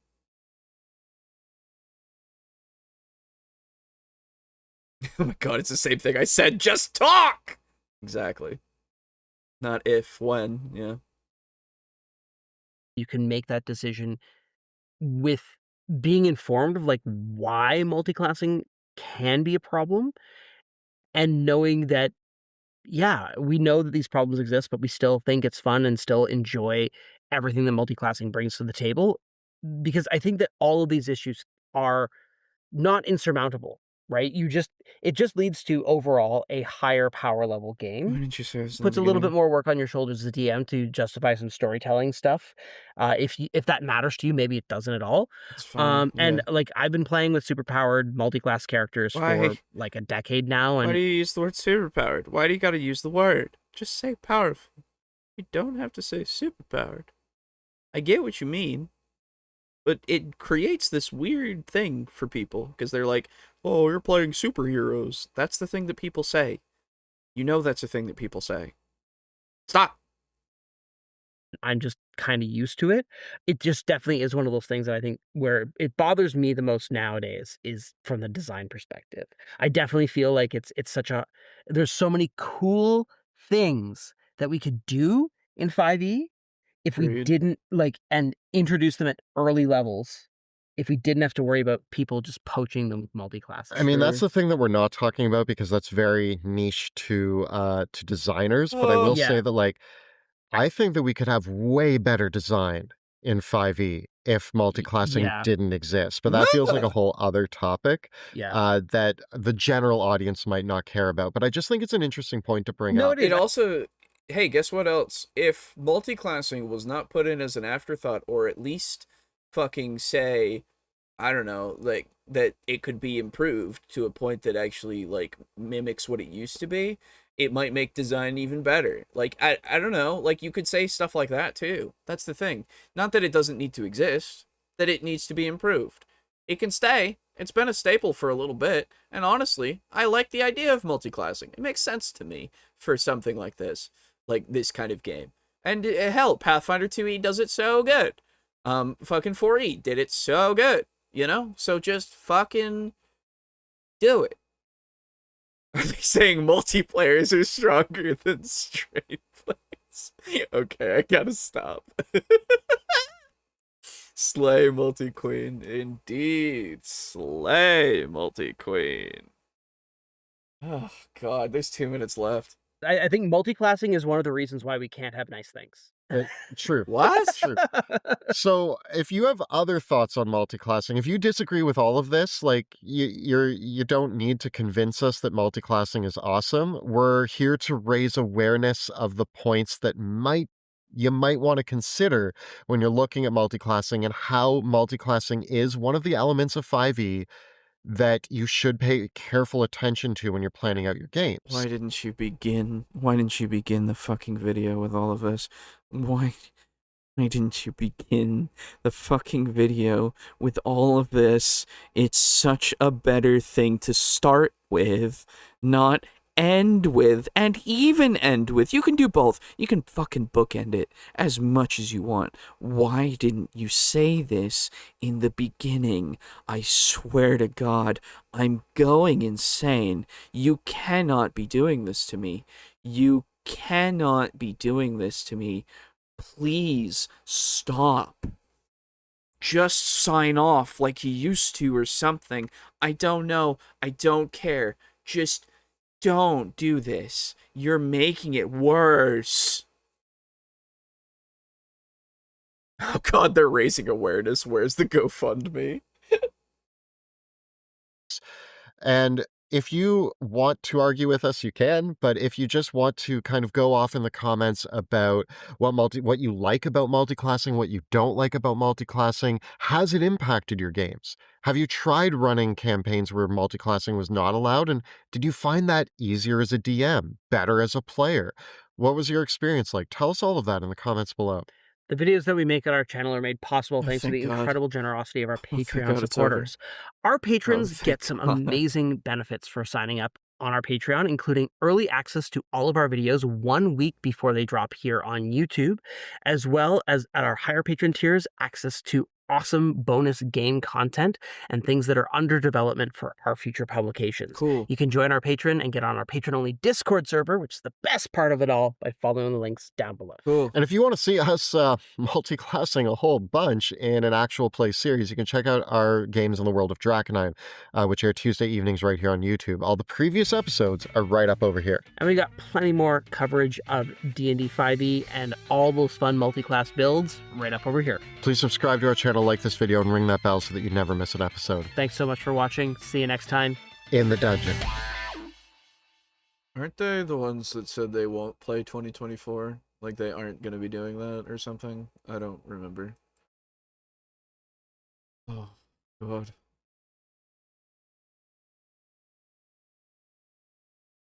Fun in the sun, everybody. I hope you had a nice summer barbecue. I hope you all enjoyed sitting on the lawn chairs, you know, hanging out at the pool. I want to die. The video is very, very, very long for very, very, very little. Could have been 10 minutes. Could have been structured better. I don't the cameo was fine. Whatever. I don't know. Squarehead is fine. I don't mind him. I don't know why some people hate him. It's fine if you do. I don't give a shit. But I'm gonna put my face into this grill. That's what I'm gonna do. I feel like it's what I need to do. I just need to go to sleep. Okay. That's all that. I'm gonna go read comments now. Because we have a comment. So I'm gonna do that. Alrighty. So Timothy, on last week's episode says, "Hello, bros. Still working on lore, but I thought it would be cool to make a list of the strongest species in my world. Some may have a reason, some may not. It's still a work in progress. Fair enough. 1. Dragons. 2. Giants. 3. Undead. 4. Demons. 5. Devils. 6. Elemental genies. 7. Hags. 8. Golems. Depending on the creator, a golem can be weak or strong, but the possibility to make a golem strong enough to beat everyone on this list, and the fact that a golem can be developed or be given a will of its own, puts them on the list. Fair. 9. Trolls. 10. Kuo-toa. The Kuo-toa's ability to make deities using just their faith alone gives them a big boost, despite having a much shorter lifespan than the rest on the list. True. The major thing most of this list, the list has in common is a long lifespan. Some have greater magical or physical abilities than most. Being able to live long lives or never dying at all gives plenty of time to learn and train and get better. True. While other species run out of time faster. For example, if a human had a dragon's lifespan, it'd be easier to keep up. Although some humans have managed to match great worms in the past, like some wise ones say, it might just take a lucky dice roll. That's all I got. Have a nice day. Thank you. And thank you for the comment. I appreciate it. Very good for the comment. Thank you. And thank you everybody for the joining me for my pain. I'm gonna have to lie down when this is over. Fair. Me too, because it's after midnight and I'm tired. Whenever you're lost and don't know what to do, take this wisdom, C.1. I agree, C.1 for any and all needs that you might have. Thank you. It was definitely one of the shows. Okay. I'm gonna shout out and chill a little bit. So if you would like to listen to that, hey, you can. If not, thanks for hanging out. Thanks for coming by. If you're new, maybe consider subscribing so that pain can be shared. We love trauma bonding around here. Man, oh man, is it unhealthy. Thanks so much. Maybe like the video when it comes out. Maybe like the stream even, maybe, if you want to. Ooh. Maybe dislike it. I don't fucking know. Do whatever feels crazy good to you. I have no idea. Maybe comment even. Ooh, when the video comes out. I will read it later on. That's a whole thing. Regardless of the fact, we do have several things to support us in other ways if you wish to, which I will go over in a moment here. We have a website. It's in the description, and it's going to go through all of the things that I'm going to talk about in a little bit of an order, so we're going to go right now. Our website is tabletalk.d&d.us. That is TableTalkDandd.us. TableTalkDND.us. And you can go over to the support us page in this little more section, support us further, and see all the stuff. One thing that we've got, two things that we got, in fact, that you can become a table flippers through, like these lovely people, is going over to patreon.com and searching for Table Talk Crew, as well as going over to ko-fi.com/Table Talk Crew. Both of these links are in the description, as always, so that you can come and find us. You can join for as little as $1 a month to become a table flipper like these lovely people here, and to help support the show financially if you wish to. It's not an obligation, of course. It is definitely a thing that you can do. This would give a new person a weird impression of the community of this show. True. Big thank you goes out to our Tier 4 contributors, that being Draco Kraken, Rick aka Unit Rico, and Steely, as well as a thank you going out to Crimson Rose for being a Tier 2, as well as a thank you to our Tier 1 contributor. You get early access to things when I get them out, because, let me tell you, work has been a fucking killer, and it makes me, very tired, because as the guy who runs the show and does all of the things behind the scenes, I have a lot to do, as well as do all of my job in real life. So it takes me a little bit. I apologize all the time, but I'm doing my best. Anyway, filter early, filter often. True.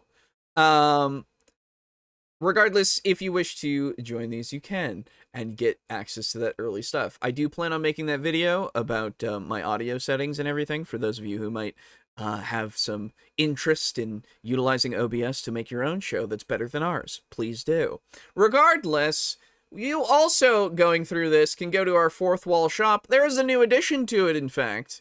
We have our dice. We have each of these coasters. We also have one for Brogan. No Nat Ones. Look at him. He's also here now. Look, you can get a full set of the TableTalk crew from the hit show, The TableTalk Crew. Whoa! Because he's part of the actual place, and that's the thing. So go and get his coaster if you wish to complete your set.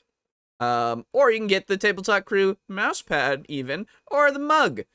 Which is just the original boys, as well as the dice. Please get the dice. The dice are all next to me, and they're all waiting to be rolled by you, the people.